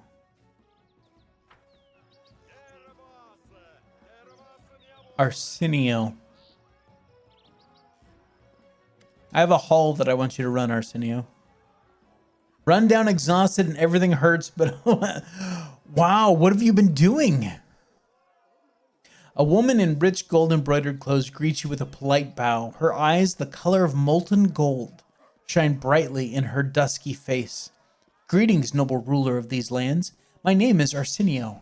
I'm a messenger from the Temple of Abadar in Absalom, and I came here assuming the citizens of your young barony could use the services of a priest. Arsenio stares at you for a moment, then adds with noticeable warmth, I'm glad to meet another person marked by celestial blood here. Let's see here. Let's start with you're an Aasimar, if I'm not mistaken. I suppose it's easy to tell, isn't it? Yes, I'm an Aasimar, though I'm not sure how or when the blood of Celestials appeared in my family. Among all my relatives and known ancestors, I'm the only one who inherited it. I must admit, I'm glad this lot fell to me. It draws more attention to me, a useful trait for a priest who wishes to gather a congregation. What services do you offer? I can sell you various divine spell scrolls. They're quite useful, even if you don't have anyone in your party who can read them. While you're in this settlement, or indeed any place with a cleric willing to help, you need only open your bag and choose the scroll you wish to cast. I'll be happy to read it for you. However, take care out there in the wilderness. The scroll's useless without someone who can read it. To use a scroll on your journeys, you'll need a spellcaster whose magical training covers such spells, or someone skilled in magical devices. Tell me about Abadar. Why did I do that? With pleasure, Abadar is the god of cities, law, merchants, and wealth. The core of his teachings is simple. Law and order allow citizenship to develop, which allows people to live in peace and prosperity. If Air still favors old customs, small settlements, and simple trades like hunting, then Abadar patronizes development, complex trades, order, and entrepreneurship. Each priest of Abadar finds something personal in serving him. Some believe that law is the main aspect of their faith and they guard it zealously. Others put the well-being of the society above all. I personally follow Abadar's teachings that say civilization must penetrate the wildest savage lands and help people live in comfort and safety. How did you come to be in my barony? That's a long story, not a terribly exciting one. I was born and raised in Absalom, but I saw a little point in staying there. What's the purpose in promoting the faith of Abadar in a city already so large and well developed? No, I was drawn to backwater places where civilization was just beginning to emerge. It gives me such joy to see the first stones of a new settlement being laid, or to see wilderness that once harbored monsters and criminals become a safe, cozy home for people. I've devoted my life to my travels, choosing to visit places like your barony.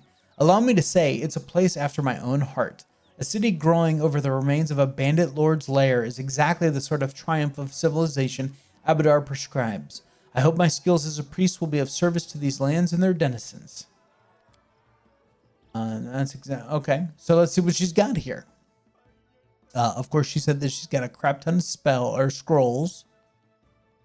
And like if I came over here and clicked on Tristan, I don't know if it works. Yeah, clerics, it doesn't work for clerics because they don't have spell books.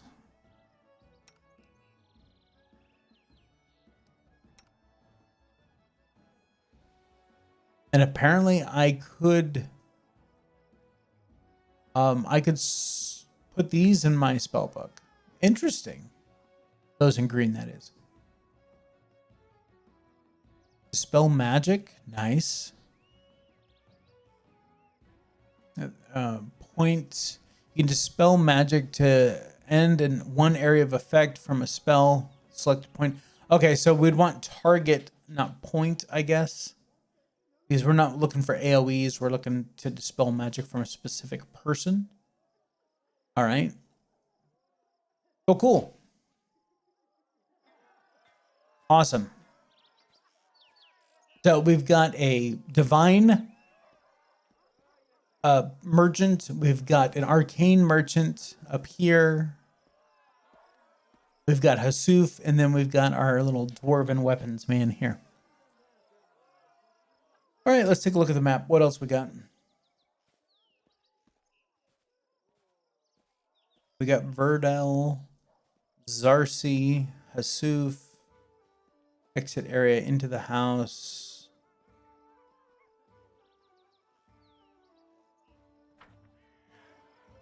Quiet footsteps. Hello, citizens. I'm here to pick through your chest. It's locked. This one's not. Got a book. Silver earrings. Yeah. I'm just here to collect some taxes. Don't mind me. I'm out.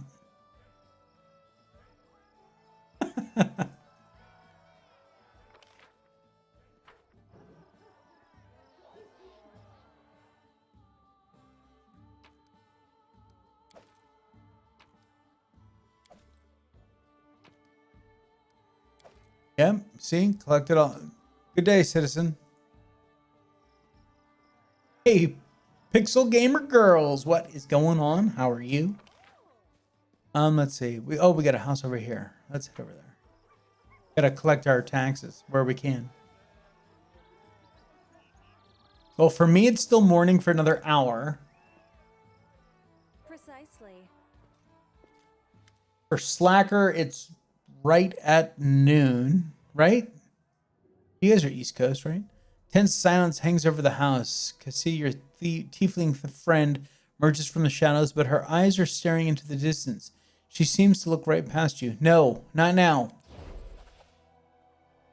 The turmoil is suddenly over, but you see fear in Cassie's eyes, her blue eyes. It's you.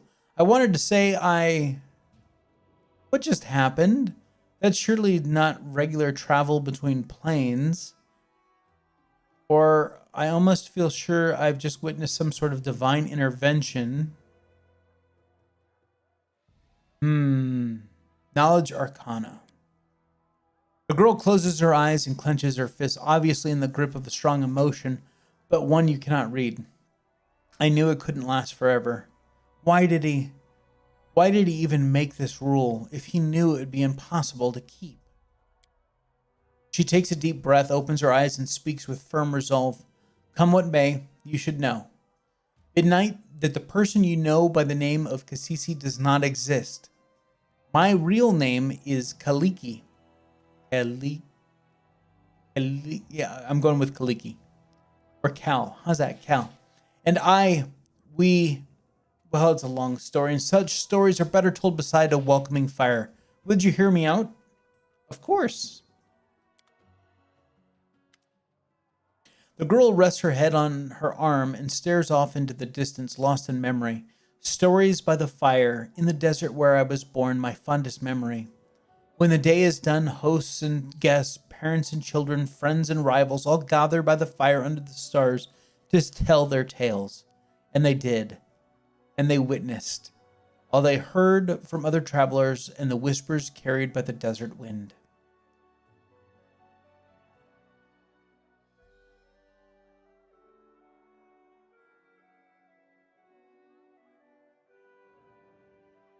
Peer pressuring Vault Girl into getting a cookbook. That does not take much pressure, I'm guessing. My sister and I often snuck in to hear these stories, hiding in the shadows just beyond the circle of light and warmth. We are hellspawn, you see. Tieflings are unwelcome guests in Qadira, unblessed by the light of merciful Sarenrae. We grew up sleeping in a common tent, scavenging food here and there like orphans, all but outcast and disowned. We were 13 when we left and set off to find happiness in the cities, and everyone we left behind sighed with relief. My sister and I, we are twins, but as different as the sun and moon. Her name is Kynira. Yeah, I'm going with Kynira, which means silent flame. She is fire, a cold fire, but one that turns everything to ash. I am a river. It brings me joy to give water to tired travelers and nurture green shoots. But when I flood, I am bound to bring death. The girl's eyes are full of sorrow. Despite our differences, we are one. Our lives belong to divine Nethys, and by his mercy we now live in turns. While one of us is here, the other sleeps in another plane, and when she wakes up, we switch places, just as you just witnessed. Holy hell. What kind of music do planets listen to? Neptunes. Nice. Like it. That's fantastic. Let's see here. Yeah. Okay. So this is kind of cool. So why did you? So this is why you didn't remember me when we were talking to Jamandi. How could I remember you? I'd never met you at the time. That was 𝐂𝐚𝐧𝐬𝐭. She was the one who talked to you at the reception and helped you fight off the assassins. We usually write each other notes, recounting in detail all that happened and describing any friends that 𝐂𝐡𝐚𝐧𝐬𝐭 has made. But that time we switched right in the middle of a mansion engulfed in fire and filled with assassins. 𝐂𝐚𝐧𝐬𝐭 didn't have time to write any notes. And how is it that you began to live in turns? Yeah, this is very interesting. She lowered her head. This story, it's one I've never told anyone before. No one in the whole world. And it's not easy to confide in a stranger. There's too much grief and guilt in it. If you don't mind, I'd rather not go into all detail. You see, my sister died, and I couldn't get over it. 𝐂𝐚𝐧𝐬𝐭 was killed by a soul eater, a monster summoned by secret followers of Abaddon's archdemons. Those who summoned him died in the fight, but the beast was too strong for my sister, and I wasn't even there to protect her. Kaliki catches her breath. We just had to fight, and we both did some stupid things just before, and I didn't want to talk about that now. I don't want to talk about that now. When I found out what happened to my sister, I was ready to make a deal with any power if only I could just get her back, and I found such a power. I was contacted by the Arcanothane, the herald of the god Nithys himself. She promised she would return 𝐂𝐚𝐧𝐬𝐭 to life, but on two conditions. First, we must both keep the arrangement a secret. Second, we would never be able to meet again. And so our new life began. Now we flee through the world, guarding our secret, always introducing ourselves as 𝐂𝐶𝐶 to hide that there are two of us. And we switch places with each other at random. While one lives, the other sleeps in a demi-plane, one created specially for us. So you can't control these switches? Hi, Vault Girl. Welcome to the stream.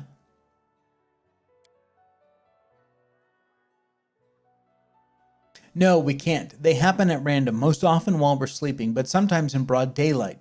That's why we can never stay in one place for long. When someone witnesses a switch, we usually tell them tales of a special magical way of traveling, but people start noticing strange things and begin to figure things out. Truth be told, I'm so tired of having to pretend. We knew this couldn't last forever, and now the truth is finally out. What's the point in all this? You revealed your secret to me. It means you broke one of the rules. Yes. Will you make me regret this? I felt you might be someone who could help my sister and me change our fates. What can I do to help? That's actually what I wanted to talk to you about. 𝐂𝐚𝐧𝐬𝐭 was supposed to tell you of an ancient treasury that we've been looking for. Gold isn't the only thing of value in this place. It may contain an ancient relic taken by the Taldan raiders from a respected Kadiran temple of Nethys. It's an unusual relic called the Disc of the Eclipse. I once heard a beautiful story that it was created from the shadow that hides the sun and the moon, but I don't think that could be truth. Nethys is the god of magic, who wants a mortal wizard, and relics from his temples are usually very powerful. There are many among his followers who think that solving the mysteries of magic, even revealing their deal... Revealing? Why am I drawing? What? Is the best way to serve him. One such follower created this disc long ago in the distant past. Rivaling. That's the word I was looking for. Rivaling. Holy crap, why couldn't my brain put that word together? According to legend, it gave its owners control over planar travel, but only pairs of wizards bound by unbreakable ties could use it. While one of them traveled to planes, the other was his anchor in our world, and they could switch between. Do you see now why we so desperately wish to find this disc? It might help us understand how the switch between me and Khaenri'ah works, and it should make our divine patron happy. Nethys and his assistants value the desire to understand the mysteries of magic above all else. It was brought here by Taldans from the 5th Army of Exploration. Taldar and Kadira were enemies for ages. Thousands of years ago, a soldier broke into the Temple of Nethys and stole the relic to sell it or secretly hoard it in their heirloom. Hundreds of years later, his own kin, or the kin of its 100th buyer, brought the disc to these strange lands where the Taldans had come uninvited as usual, and which they finally vanished from with little trace. Sometimes history is an intricate lace. You'd never guess where it begins and where it ends. It's called the Sorrow Flow in the chronicle we read. It was once a Taldan town founded by the veterans of the 5th Army of Exploration. It stood on the shores of a turbulent river, and that was that it destroyed it. One night, a terrible flood devastated the settlement, killing many and driving the rest to flee. Only the tower on the cliff remained, which was too high for the flood to reach. Water covered the ruins for a long time, but last year it receded. My friends found a chronicle which recounted the destruction of the city and spoke of the Disc of the Eclipse, which was kept there. They managed to track down the ruins, but were frightened away by the monsters and beasts that roamed the area.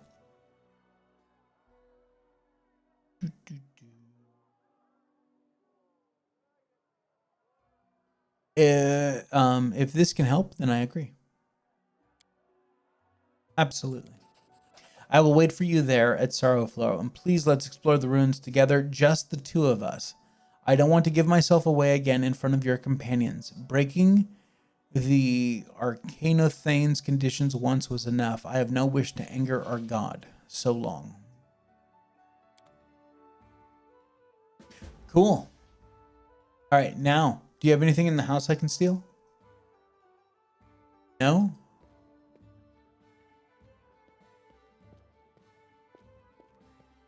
Oh, let's go upstairs. Yeah, definitely got to find the disc. I mean, what a cool idea that, you know, these two sisters can never be in the same area. It's one or the other. That's pretty cool.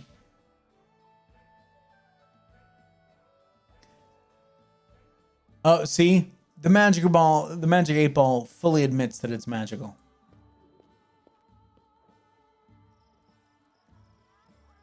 All right, citizen. I think we're about ready to head out. Before we do, I need to take a very quick bio break. Just stand up, stretch my legs, use the restroom, and I will be right back. So enjoy the music.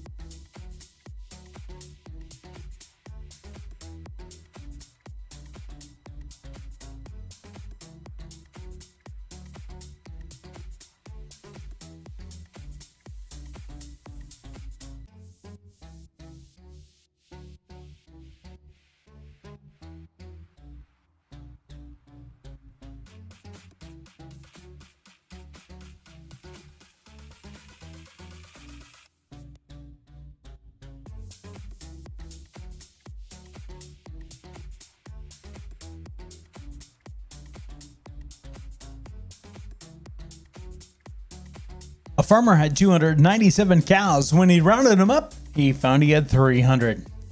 And Marcus, thanks for coming by, and see ya.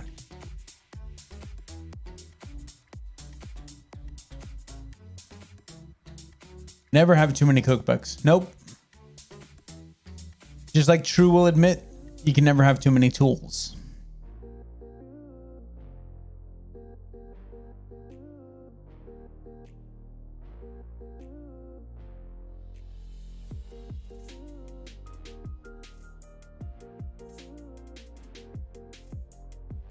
All right. I've done my shoulder rolls. That's the problem. Sitting here at this desk, you end up your shoulders going forward a lot. So, really got to work on my shoulders and my wrists. Got to do the little wrist rolls. Oh, yeah. Get some stretching going. Get some calisthenics. That just means you got to put them in a better place, True.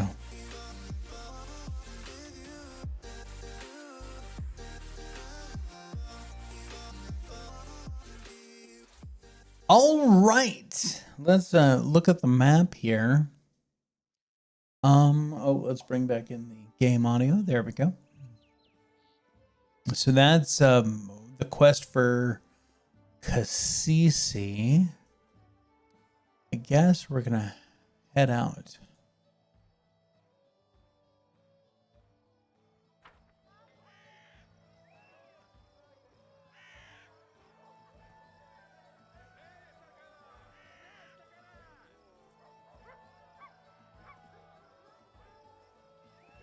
Love the sounds of a bustling little village.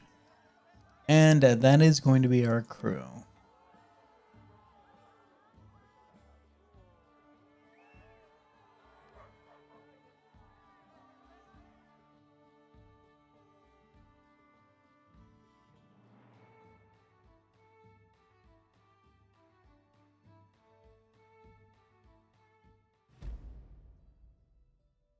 All right. See, look, we got True Flats Village.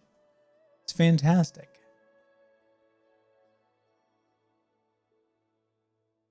So we've got the overgrown pool that we've never been to. All this stuff up here we've been to, except we need to stop by and do these little things here. Oh, we can't go to that one?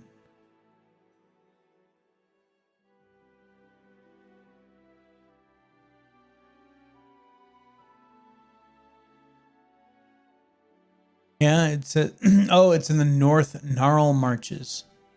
So I guess we're over here.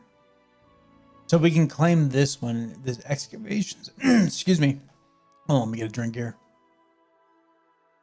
Did I play Wasteland 3? No, not yet.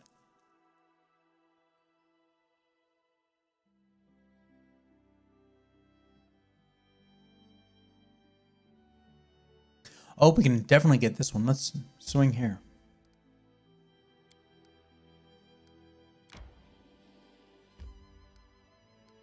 Oh, it's the Bald Hilltop. Yeah, we'll be going back to that one when we do that whole curse thing. Awesome. All right. So we have 150 BP in the treasury. We pay 15 to claim this resource. And we will get loyalty +1, which provides 1 BP per week. So that means in 15 weeks, we'll make back our BP that we spent on it. Cool. Did we actually claim it? Yeah, resource claimed. Okay, cool.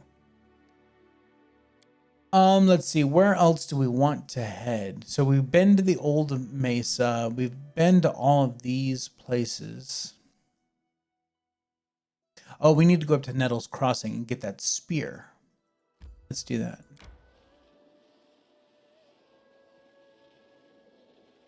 We can cross that off the notes list. My instincts dull when I'm tired. Enter.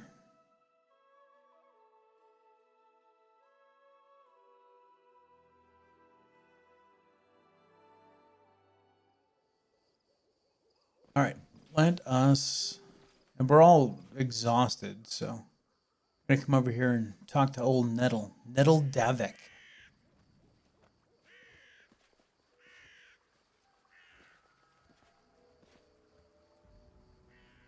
Nettle, there you are. Stag Lord is dead. Pharasma awaits.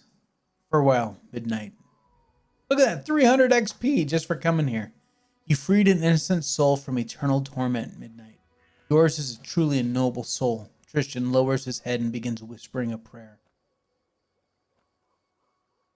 Research, oh, a new event, cool. The corpse crumples to the ground. Nice.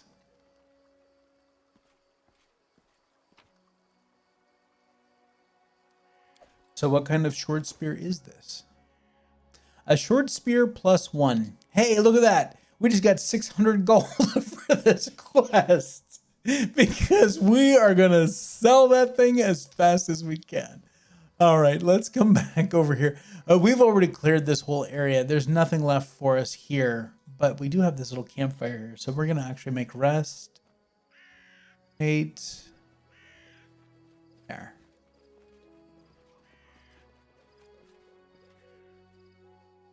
Okay, so we want to clear this out again. I know we do this a lot, but... Okay. So, for hunting... How is it that I am still the best for hunting? I don't know.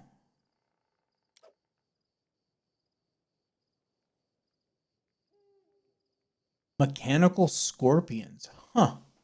All right, camouflage.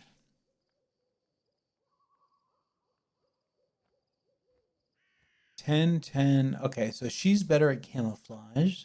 She's better at cooking. +14. That's fantastic. +7, +0. There we go. And let's make sure... Oh, jeweled rice. What do we get from that? Eating a bowl of jeweled rice provides you with +5 bonus to movement speed. Meh.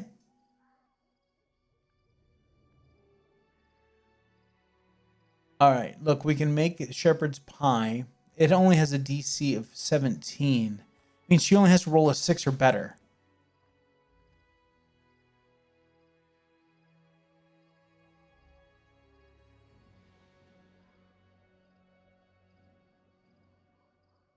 Let's have her give a bonus.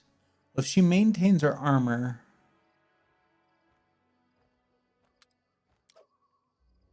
Valerie adjusts and repairs her armor and gains a +1 circumstance AC bonus in the first battle within 12 hours. These effects extend for +1 +1 additional battle for every 4 levels Valerie gains beyond level 1. Or she can help with like hunting.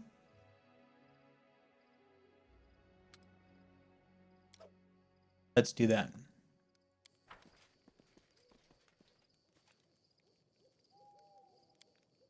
I'm not afraid. Damn it.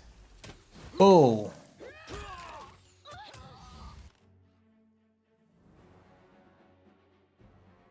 Let us strike as one.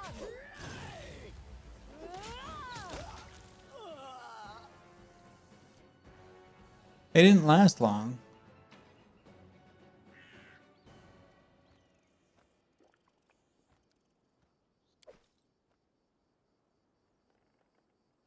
All right, let's try our resting again, shall we?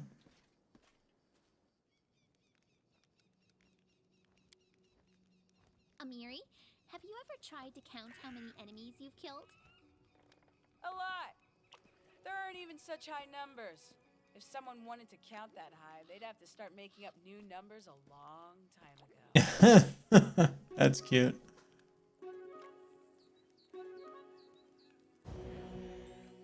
Woohoo!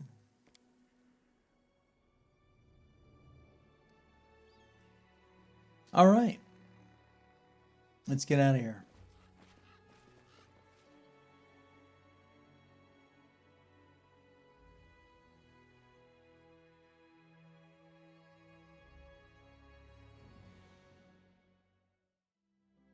All right. Oh, I gotta give me a moment here while I go to my notes.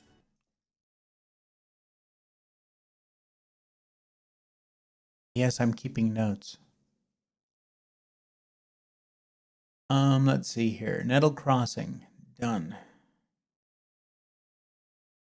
So we have a locked chest over in the abandoned shack, and we have to go back to the old sycamore, deal with the ghost head and the shambling mound. So let's do that. Let's oh, hold on. Oh, no, cancel.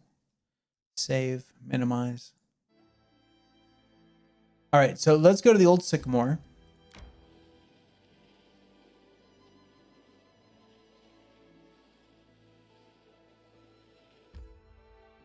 Yep. That's how bad this game is, Volt Girl. I take notes. Mainly because there's just so many different locations, and like you may go to like a map like this and not be able to defeat an enemy because you're just too low a level. And so yeah, I make notes of where those enemies are so that I can come back later. All right, so we've got the shambling mound. It was up here, I believe. So let's head that direction. Yep, I can hear it walking.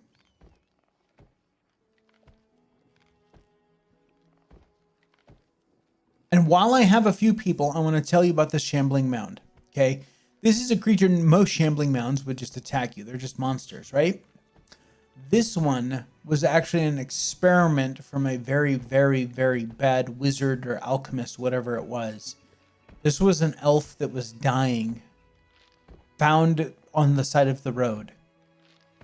And this alchemist or wizard, whatever it was, decided to experiment on it, on this dying elf.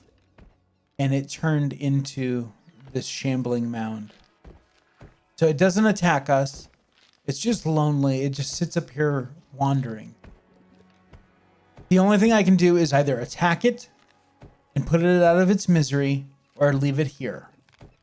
I'm sure we'll get experience for killing it. Should we put it out of its misery?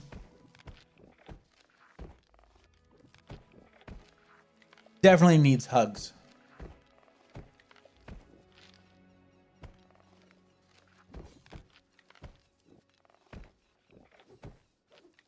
Yeah, like this isn't a quest or anything. It's just in the map. You know, it's just there. So, yeah, it's even worse when you don't even have a quest to deal with this. It's just a thing on the map.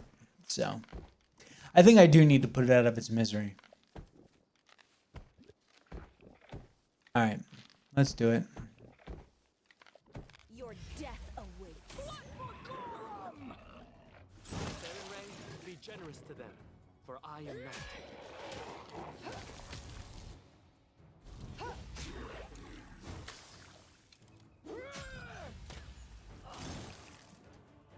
It does, but unfortunately you can't do anything else with it. At least we're putting that soul at rest, though, because that wasn't always a monster, you know? And we got an emerald, which I think we need to hold on to. We don't want to sell it. An engraved silver pendant. A silver pendant found tied to a branch on the shambling mound. The name Bertha is engraved upon it. Wow, that's sad. Yeah, and here's the alchemist or whatever that killed. The body of a woman fouled beyond recognition. Her fingers still clench a torn leather leash. She had this thing leashed. Ugh. All right. Back to notes. Remove the shambling mound from the notes list. And it's just a notepad that I have open. That's all.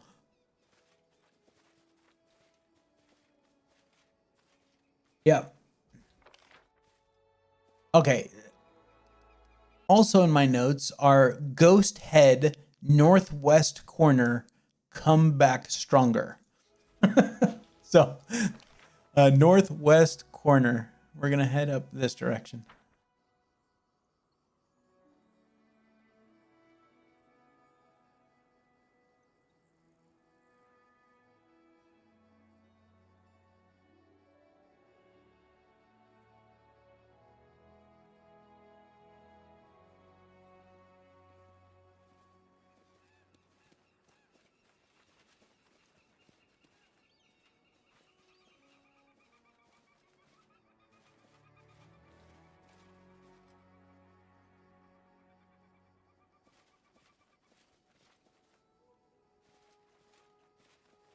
Oh, there's one where we have to spend the night here. That's what it is. All right. Before we do that, I'm listening.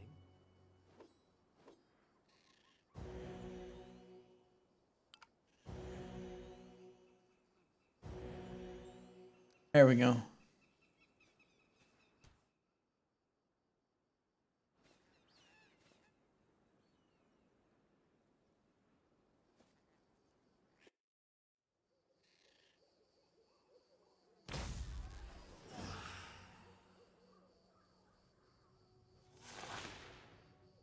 Your fear tastes so delicious.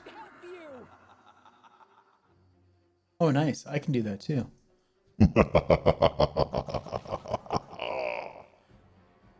See? All right. Let's see how well we do this time.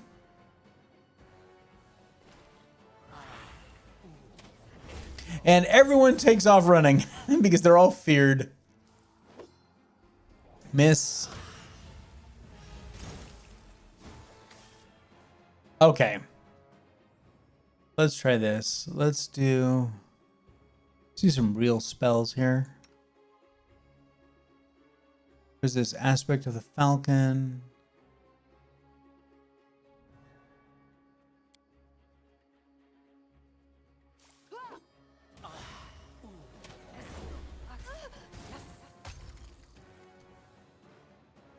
Yeah, we are not doing much better here now. Will that even work on it? No. Will Daze work on it? No. Will Scream work on it? Yes.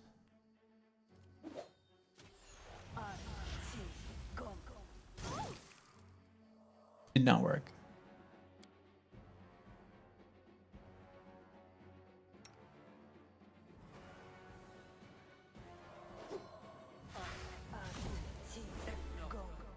Doesn't help that half. Okay, my whole party is now feared.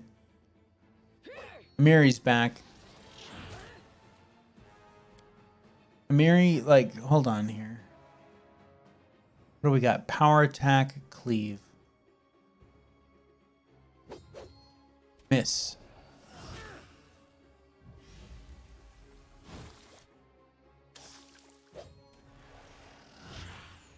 God, have we hit this thing at all?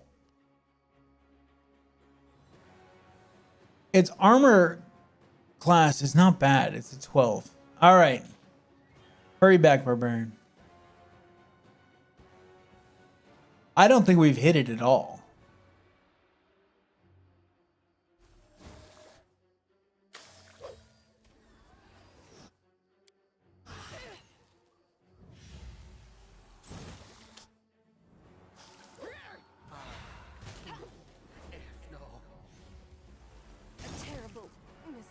Hey, we hit it. But I'm down. A terrible mistake. For sure, a terrible mistake. You know the other terrible mistake I totally forgot to save before we did this?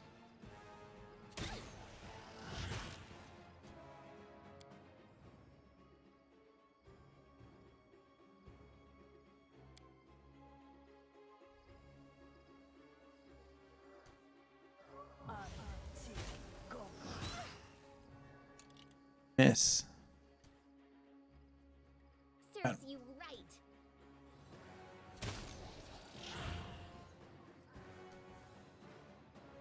You deserved it. What a miserable last chapter. We've barely scratched this thing. I don't think we're strong enough. I'm gonna have to leave that note on here.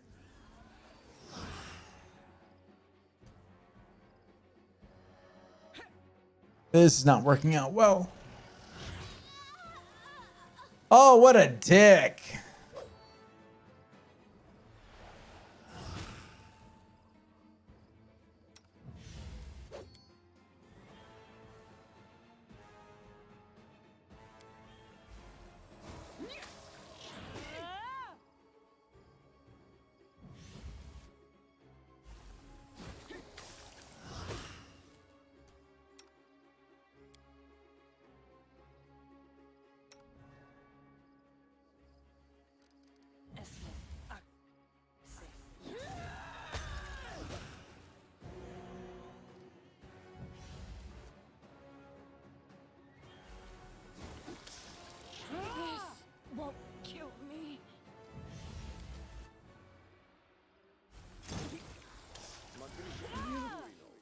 survive.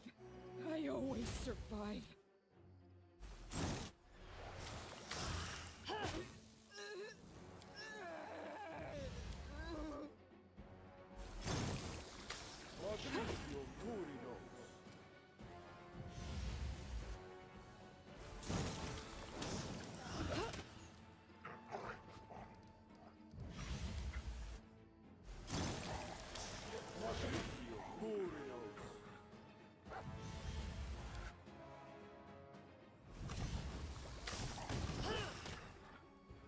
It's one of the things I actually like about this game. Well, this is frustrating that I can't kick this thing's ass.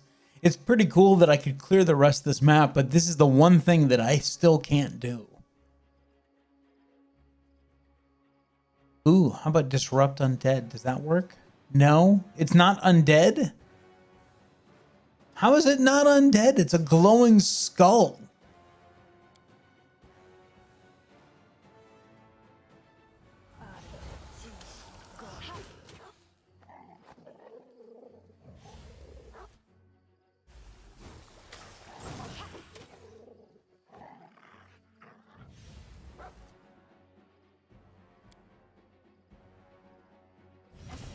Oh, yeah. So many misses. I can't keep this up much longer. Let's see here.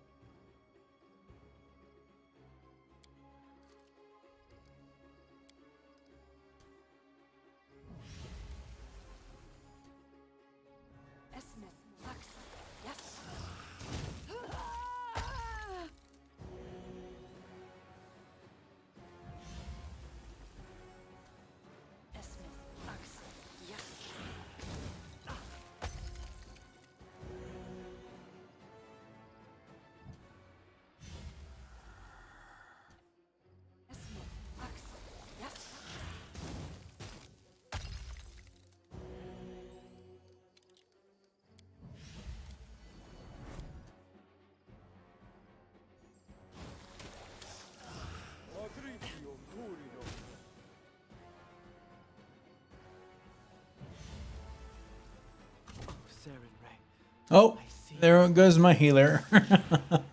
Critical hit 23. Oh, God. Oh, yeah, we are totally screwed. I have no spells left. I mean, web. Disrupt does not do anything. I don't know that this actually did anything.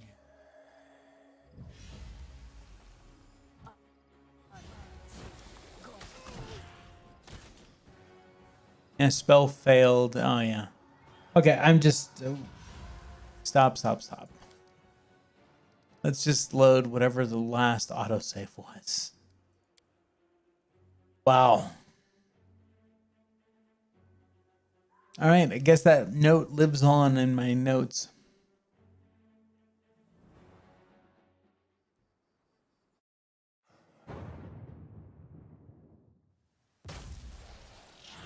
Oh, shit. That doesn't help.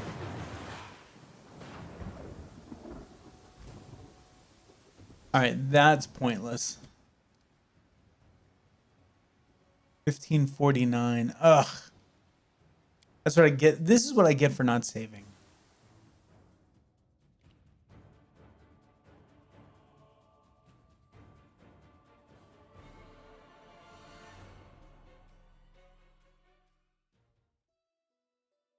But we're here, old Sycamore.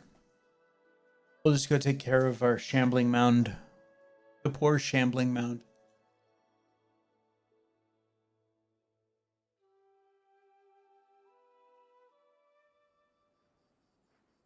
Yep.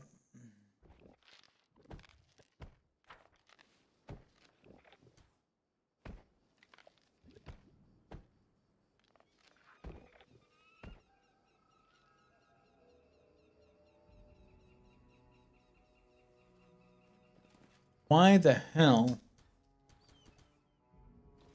There you go.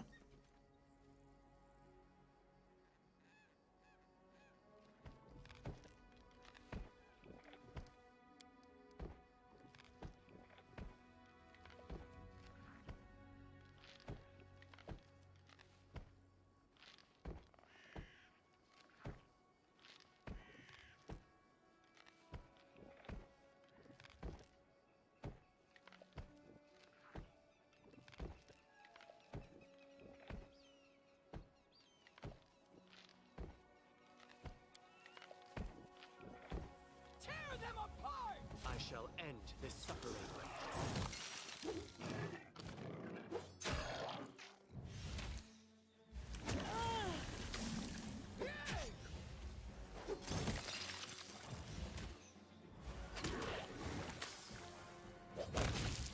Oh, damn. Oh.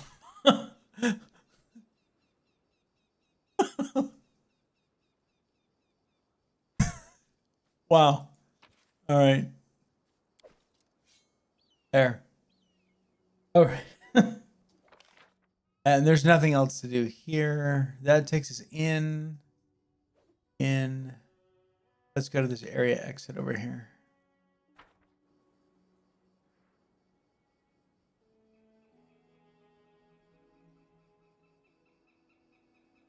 Oh, for sure.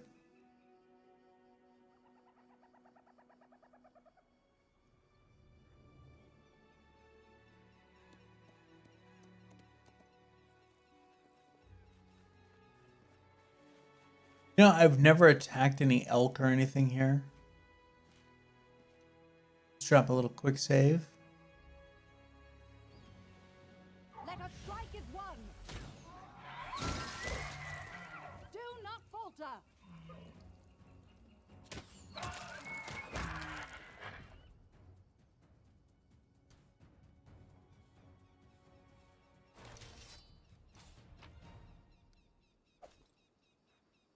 So we ended up getting 2 meat and 2 elk hides.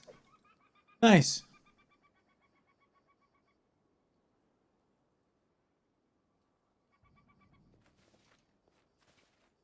The way seems clear. All right.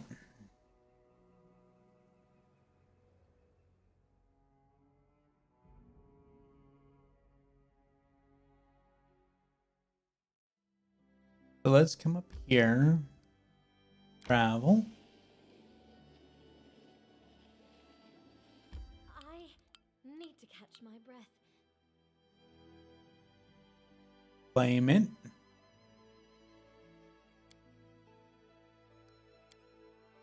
Okay.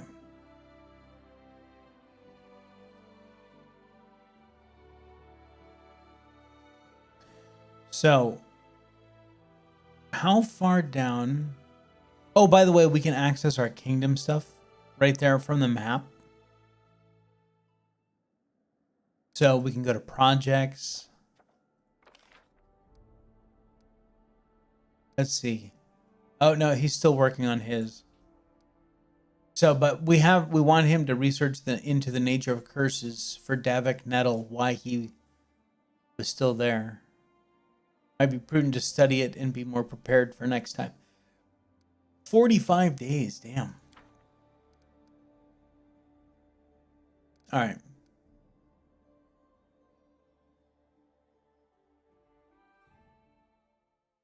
So let's see. There's nothing. Oh, the Boggard hunting grounds. Let's go see if we can't get into trouble there, huh?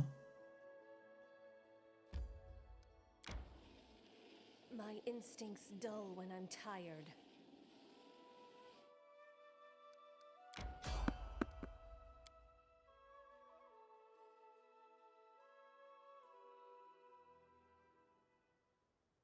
I'm not afraid. What are we fighting? Troll hounds. And a young Dwemer cat. Wow. Okay. Well, let's see how this goes. Oh, wait. Are they... We're not fighting him.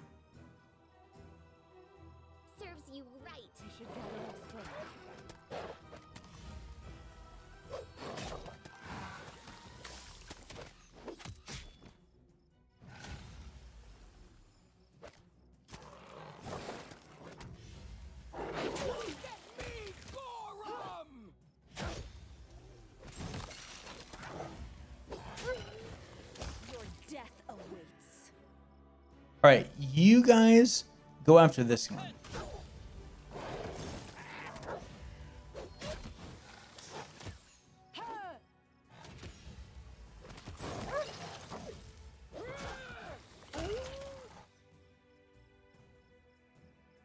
You forced my hand. 𝐂𝐴T𝐚𝐧𝐬𝐭, be generous to them, for I am not. They go down!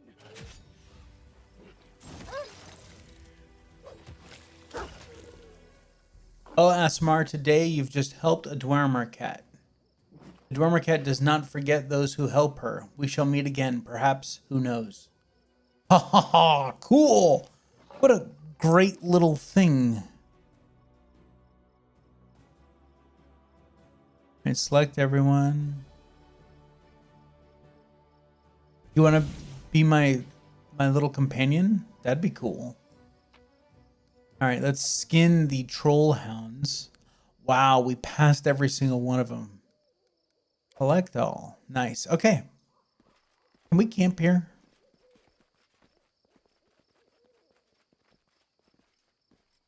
We're all fatigued anyway. Hey, do you have some horrible secret? Maybe you like to drink, or you used to be an inveterate gambler? It's just that when I'm writing about you, you just come out flat. It's unnatural. Truth be told, I don't really understand what you mean.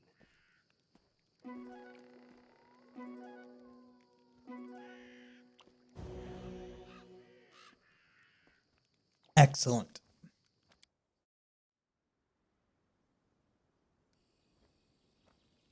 Yes, exactly when I'm fighting a demon skull.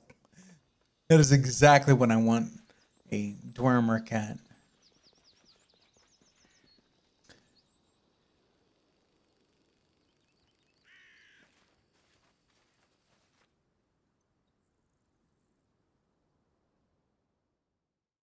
Oh, and we need to go back up to Oleg's now that we're a baron. All right, continue. We're going this way.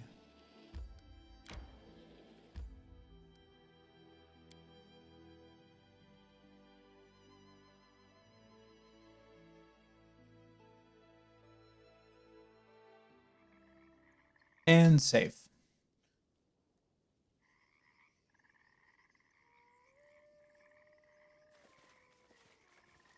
Take a look at our map size, not too huge.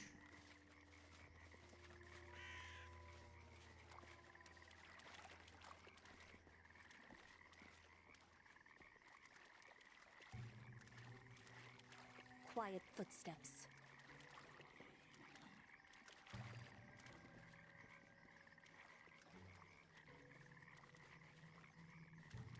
To victory! I guess it's a little late to do that. Let's see. Brute, Boggard, Boggard. Everyone on the You Brute. deserved it. Let's see how this goes.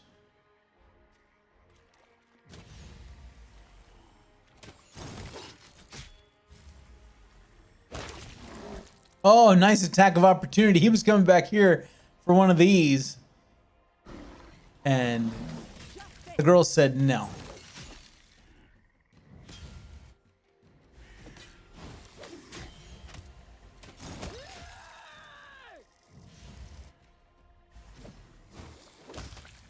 Okay. That wasn't bad at all. Copper ring. We're leaving the regular spears here. We got a body. Ooh. Got a cloak of resistance +1, potion of aid. Masterwork light mace. Well, we'll take all that.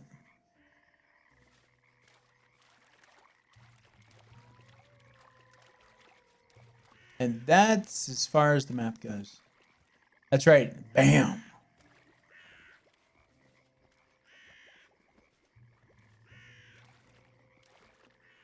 Come on, Lindsay, catch up. I know you're short. The rabbits are bigger than you are. That's it? This map is not very wide at all.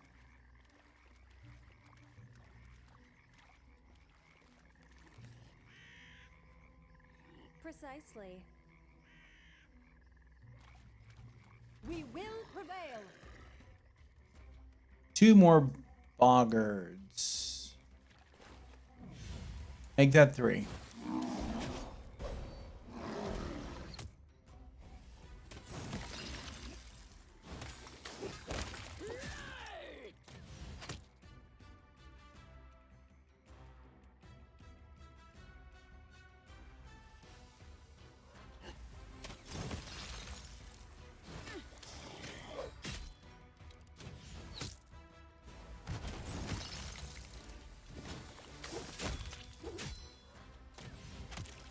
No, they're like a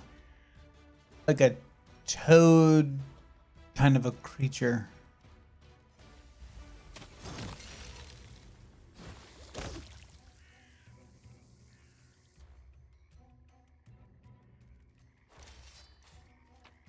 All right.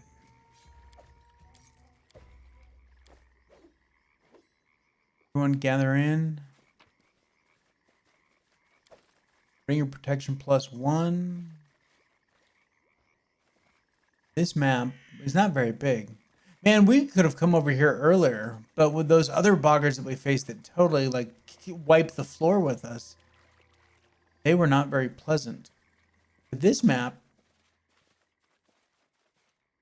those are just boggers that we killed. Bogger, bogger, boggered. That's just like the spears that we did not want. So we're going to go ahead and clean this area before we leave. Nice. Well, that was easy. I mean, we just cast cantrips at him. Okay, so that one's done. Yeah, it was over here at the Tranquil River Bend with those boggers that totally wiped the floor with us. And we said, oh, we got to come back for those. So we're going to head up here to Oleg's. Can I get this one? No, it's outside my territory. Because this is the next territory that we're supposed to be claiming is the outskirts.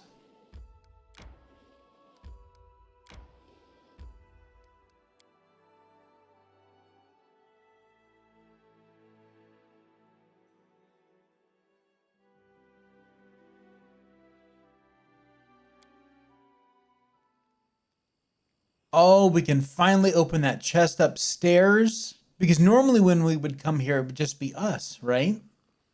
But now that we actually have a home, this isn't considered... I mean, I'm sure we could probably still rest here. But, yeah, it's different now.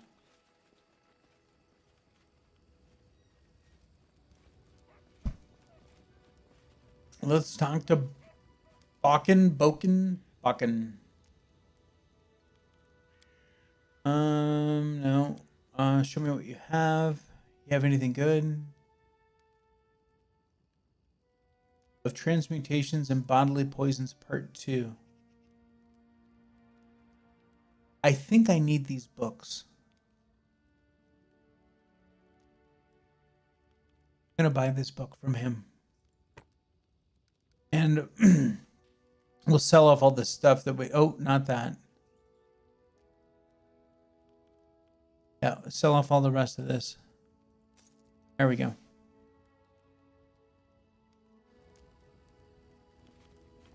All right, Oleg, what you got for me? Anything? Nothing. All right. So coming up here accomplished nothing. That's all right.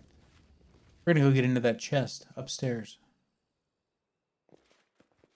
Hi, Svetlana. Oh, what do we have here? All right, chest. Done and done. Oh, nice. Golden statuette. A pyrite brooch. A couple spoons. Is there anything else in here? Quiet footsteps. No. Okay. Back downstairs.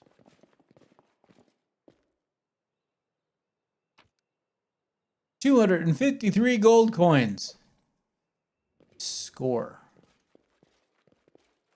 Anything else? No. Okay. Svetlana. How are you? No. All right. So Oleg doesn't care that we're a baron now. He's like, yeah, whatevs.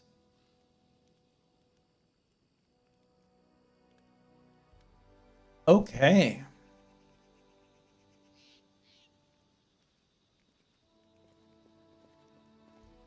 Oh, I wanted to show you guys something. You know how we could access the kingdom menu from the map? You can't do it when you're outside your actual kingdom. So, how did that get up here? I left that. Oh, I guess all your personal stash boxes are linked no matter where they are, because we left this scythe +1 in the capital in our box. So we're still going to leave it there. Oh, we could sell the short spear while we're here.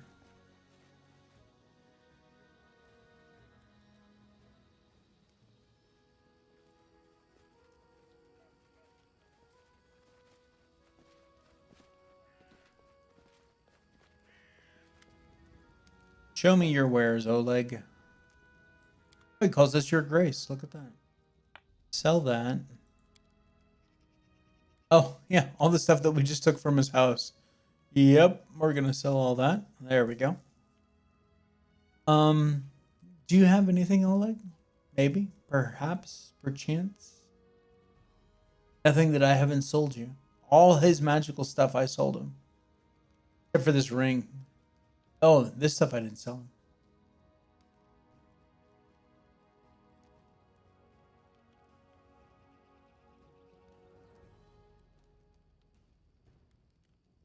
Anything good? Come on. Nope. Special hops. Nope, we're good. Okay.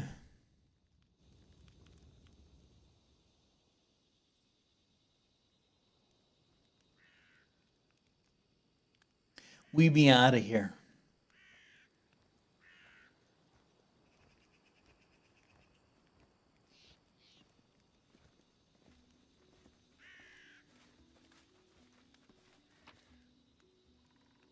And leave.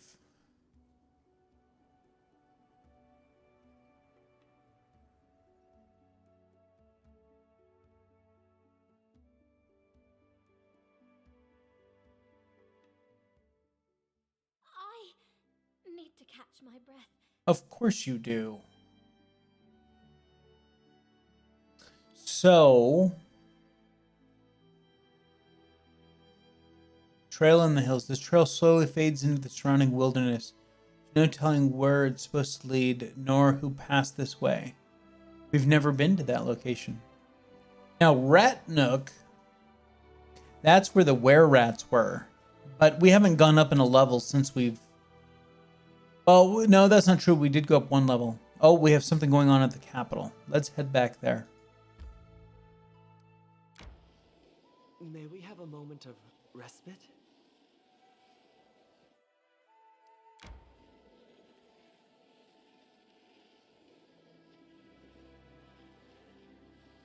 We're just trucking along.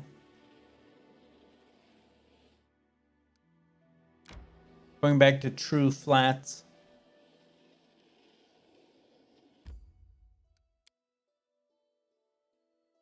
All right, what's going on here? Throne room.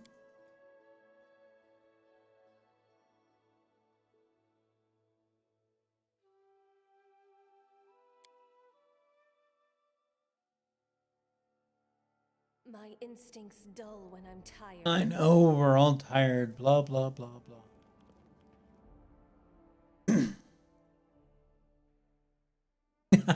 Yes, it's fantastic.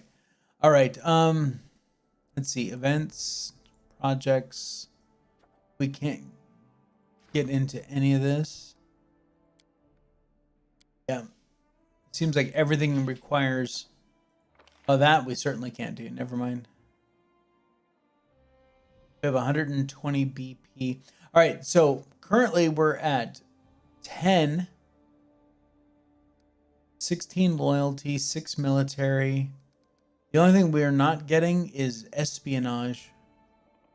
Probably because stuff isn't fully built yet. Oh yeah, holiday resort. That's it.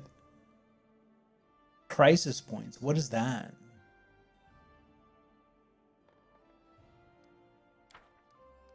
So let's go.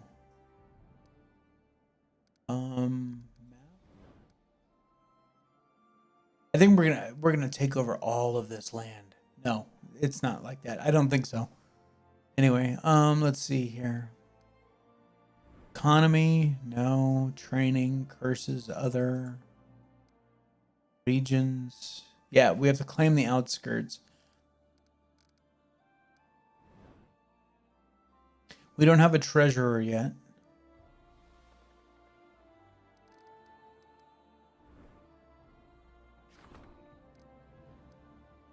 All right, let's enter our area. Let's take a look and see how far along everything is. So the wall will be finished in 0 days. Cool. 2 days, 9 days, 5 days, 2 days, 2 days. I want this stuff like working. Most of it seems to be 2 days. Can't build anything yet.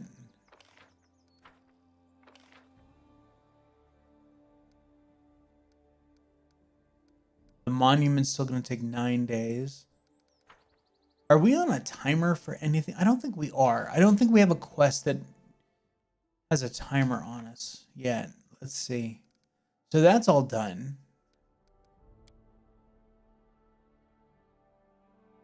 Meet the nymph in her verdant chambers. Troll trouble. Okay.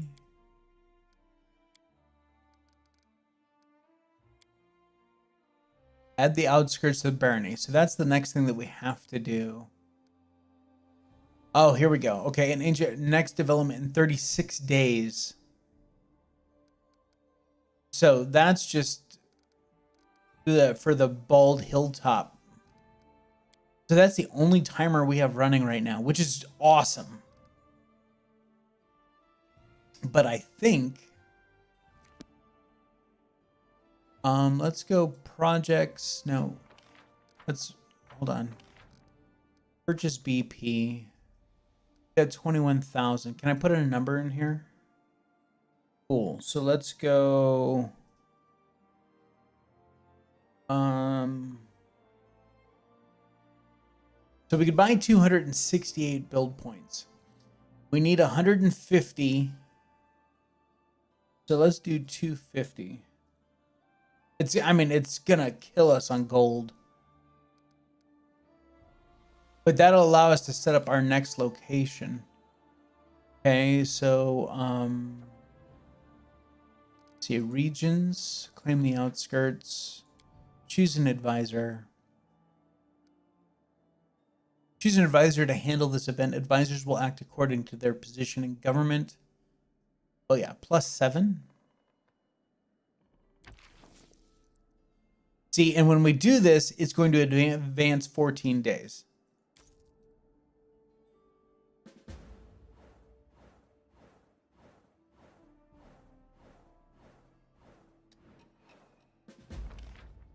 Crazy, huh?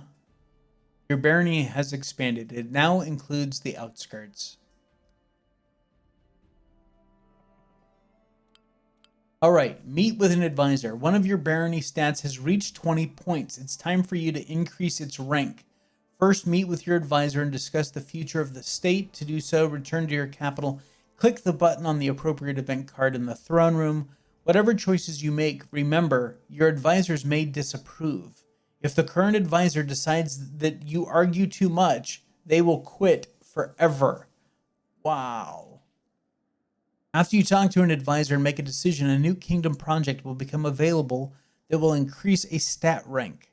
You can find it at the bottom center of the screen on the Projects tab. It will take you and your advisor 14 days to complete the project. Time will automatically be sped up until the project is completed. All right, let's close this. Oh, that's cool.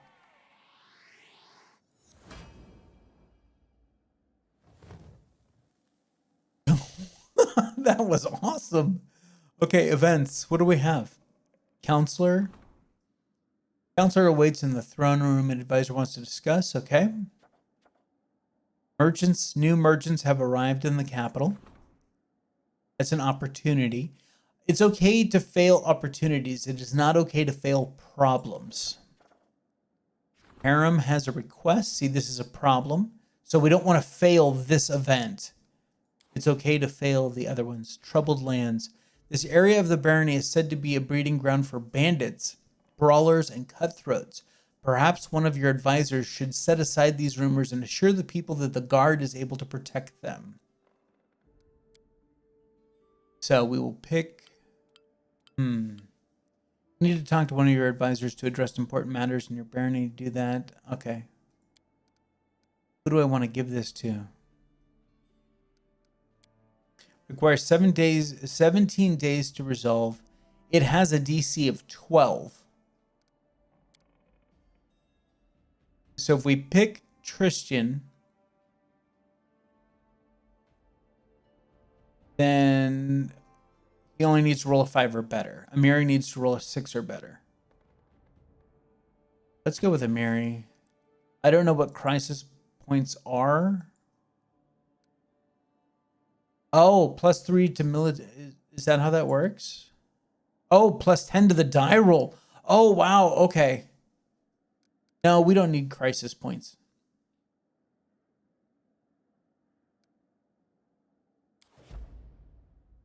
All right. So that's running. Now we need to get out of here.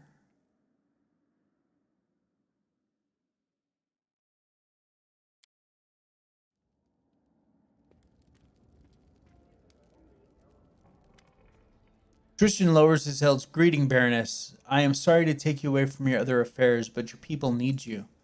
When the stolen lands were freed from the Stag Lord, the people sighed in relief, but many are still confused by the swift change of fortune. Truth be told, they simply don't know what to think of their new Baroness, nor what to expect of you. Will you be a fair ruler for all, or only for those of wealth and status? Let us reassure your people. Show them where your favor truly rests. Perhaps a small celebration would help win them over. Of course, you could spend the same amount on a luxurious dinner for the wealthiest of your barony, but I would recommend organizing a fair for the common people, the ones upon whose shoulders your power truly resides. We should hold a fair for the common people. I want them to know that I hold them closest to my heart. Luxurious event. I don't care to arrange anything. We can do without festivities and feasts. But we gain 20 BP. Come on, you gotta go with this one here. Tristan smiles warmly. We will hold a common celebration where everyone will be welcome, including the poor and downtrodden. This is the greatest gift a ruler can give to her people. That was easy. Next.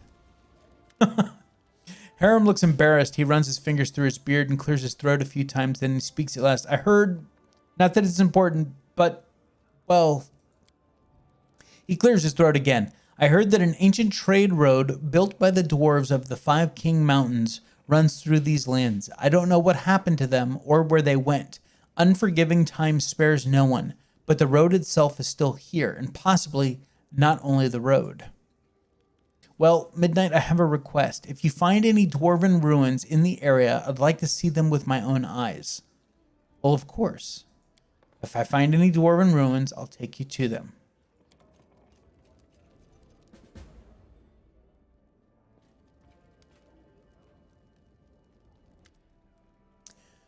Your Grace, I was at Oleg's trading post recently and noticed old 𝐂𝐴𝐴 just standing there, bored to death with nothing to do. This is most unfortunate. After all, the old grumbler is a very knowledgeable alchemist.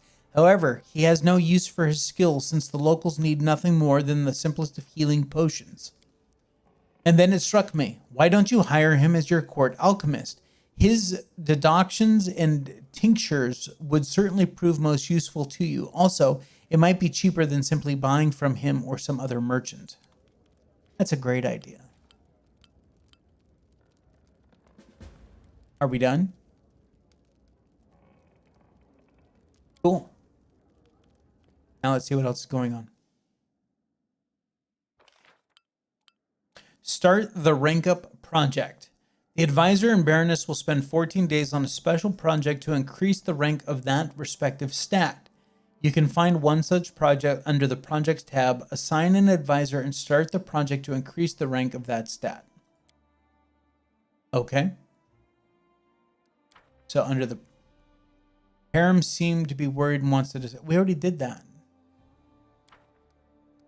Oh, it finished. Okay. So projects. Oh, let's go rank up. There we go. Spend 2 weeks resolving the loyalty of citizens in the barony. Completing this project will rank up loyalty. Currently rank 1. All right, Tristan, let's do this.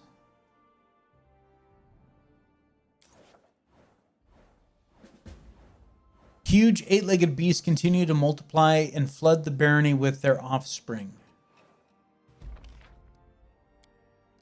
Well, let's accept this.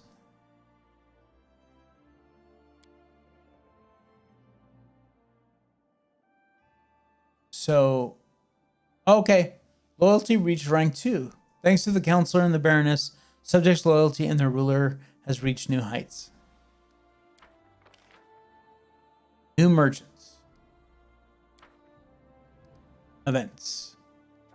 Okay, so we've got 8-legged plague. And we'll give this to Tristan. It's only 1 day to resolve. He's at +9. So yeah, we're fine.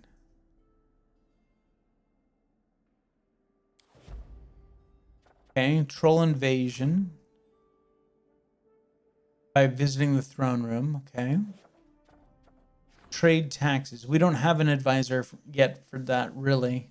Well, some half-elf trading fabric in the capital discovered a loophole in the law which made it possible to avoid paying most taxes. The news spread quickly through the Merchants Guild.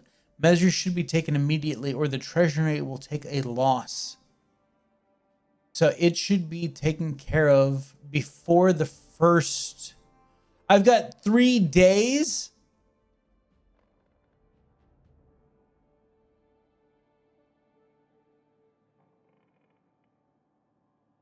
I hope, see, if I fail this problem because it pops up literally a couple days before, no, that's garbage.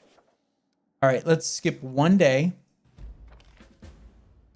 So 8-legged plague. The rumors surrounding the Bald Hilltop prove true. The barony has been flooded with monstrous spiders attacking the locals and slaughtering the cattle. Reports indicate that the huge arachnids spread a ghastly disease that weakens the victim with fever and coats their body with blisters. This invasion has to be stopped before panic and infection ravage the stolen lands.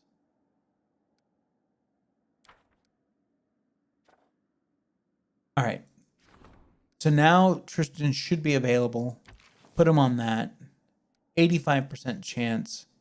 Start that event. If that event fails, I'm going to be upset. So how do we deal with this?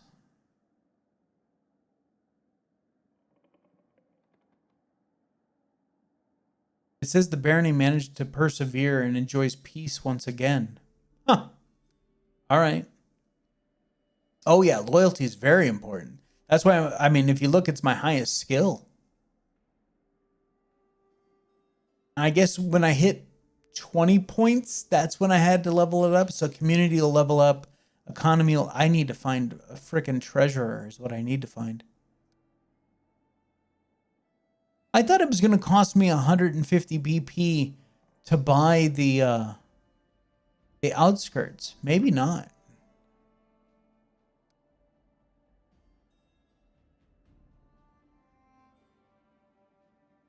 All right, so here's the outskirts, right? Any one of these little things I can choose to put a town. I can start a town there. I think I want to put something along the river, right? Or maybe not.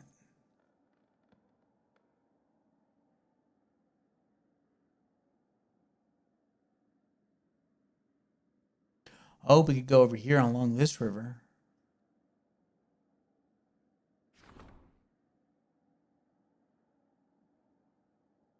All right, so it's going to cost us 50 BP to build our town. And since we have a new settlement, the next person that I should honor with the name of a township would be Mr. Faintour himself. Because while he is not a patron on Patreon, he has certainly been a patron to me. The number of games that he has bought that I've covered on this channel it's well worth a mention here. So Faintour. Let's do Faintour Crossing, right? Because he's on a river. Or Faintour Ford. There we go. All right.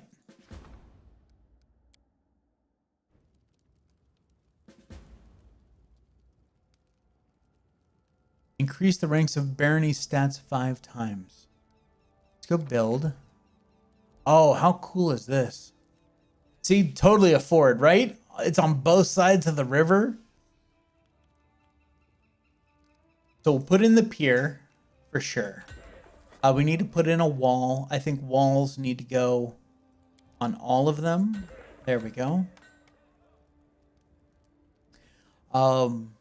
Now we've got 2 slots over here.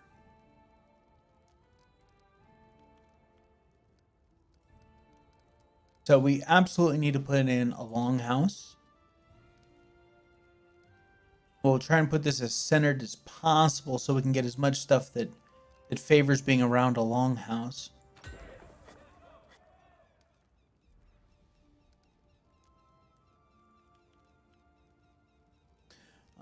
Let's see here. Now, a windmill needs to be on its own, separate slot. So we can't put a windmill here. Oh, we can't even put a watchtower here. Yeah, see, it won't allow me to put it anywhere. That's all right.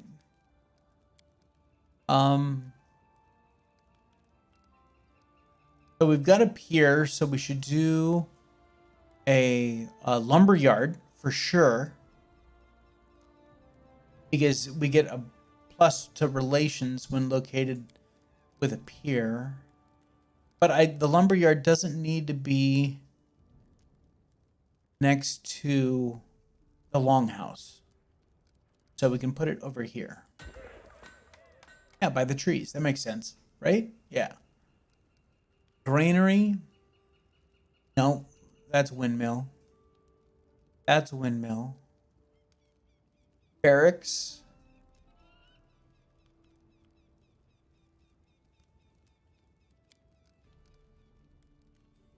There. Then what was the other thing that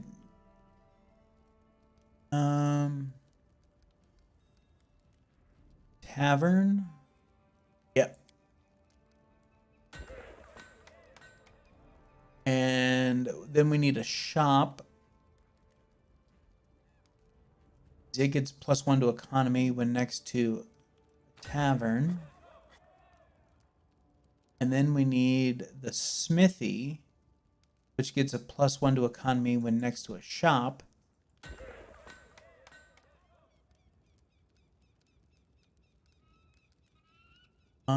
Let's see here. Granary, herbalist house.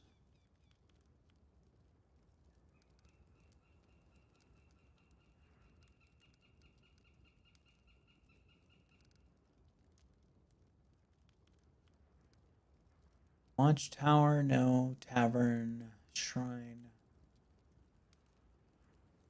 All right, so the shrine gets a plus next to a longhouse, so it'll go here.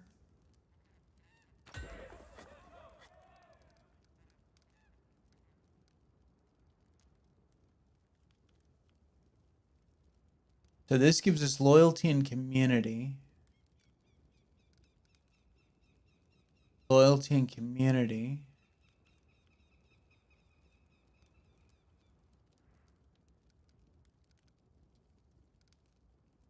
+2 loyalty.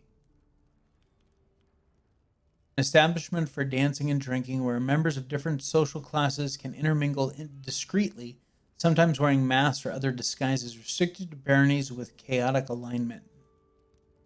Well, considering I'm chaotic good, And that gives us +2 to loyalty and +1 to culture. Hell yeah, we're going to put a dance hall here. Now we've got these 2 slots over here. What are we going to put over there?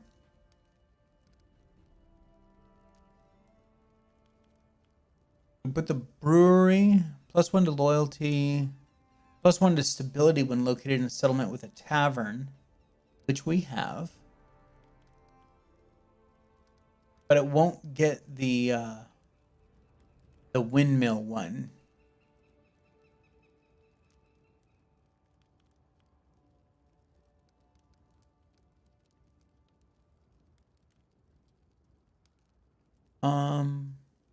Let's see, that gives us loyalty. And then when it upgrades, it gives us, oh no, it needs to be adjacent to a shrine. That's not going to happen.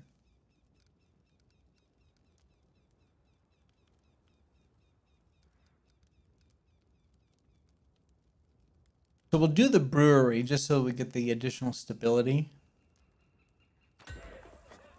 And oh, we're out of BP. Look at that. Okay, we're done. We'll leave that spot for later.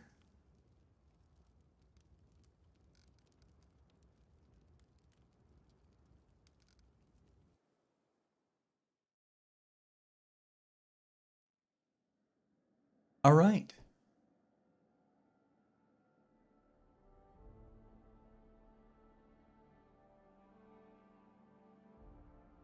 So there's Faintour Ford.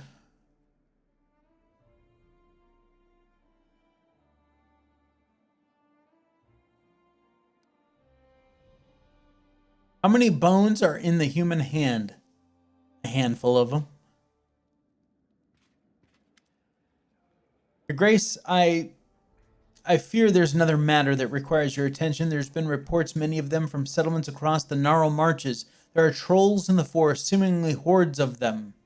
Rumors claim that they're more than a typical savage beast. They almost seem to show reason and tactics. They form groups, attack all at once, plunder the villages, and carry away the peasants. Even stranger kobolds have been spotted among their ranks, when usually they'd be attacked on sight. Crescent falls silent for a moment. I'm not certain of any of this is reliable. Fear builds mountains of molehills. Some of the rumors even say these trolls carried torches and burned down houses, seemingly unafraid of open flames. It's entirely possible the rest of the reports could be exaggerated as hell. As well. Well, the common folk will hardly heed any simple exhortation. Some will need to go to the Gnarl Marches to investigate the matter. I was wondering the matter when it hit me. What if you were to take on this investigation yourself? Lawful neutral. Baroness's duty is to her people. Head south. Chaotic neutral. You believe trudging through swamps and chasing rumors to be part of a baroness's duty. Yeah, we'll go with the lawful neutral.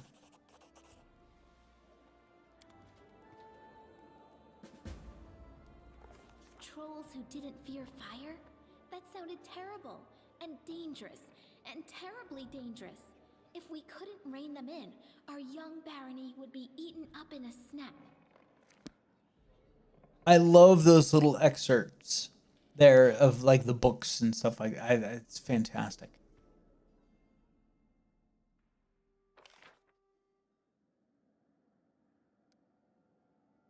All right, so this is a problem that we're taking on. That's fine.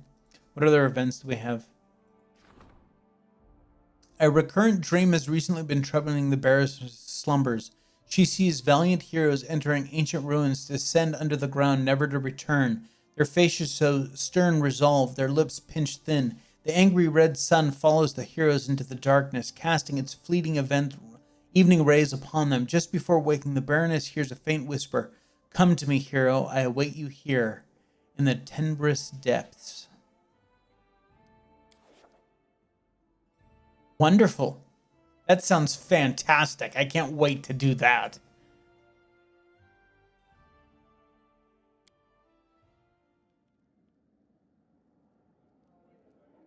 All right.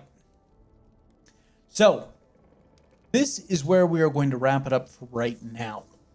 We're going to take a break for a few hours, and then we're going to be back at 4 p.m. Central Time. So that's like just like 3.5 hours from now. So we're going to take a break. I've unfortunately got some adulting things to do. And I know that our good buddy Sardeliac is streaming. So yeah, let's let's meet back here in a few hours and we will continue our adventures in Pathfinder Kingmaker. I'm going to drop a save. Actually, we're going to do a hard save here. Hard save, and we'll say once more into the breach.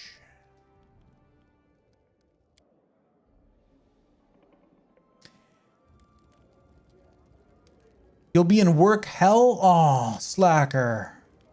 Sorry to hear that, buddy. Dude, you should never have to work on a Sunday evening. Ever. I feel for you, brother. All right. You have a great work, slacker. Take care of yourself. All of you, you take care of yourselves. And like I said, I'll catch you guys in a few hours. Until then, this is Draco Invictus saying this has been the greatest day in my life. See ya.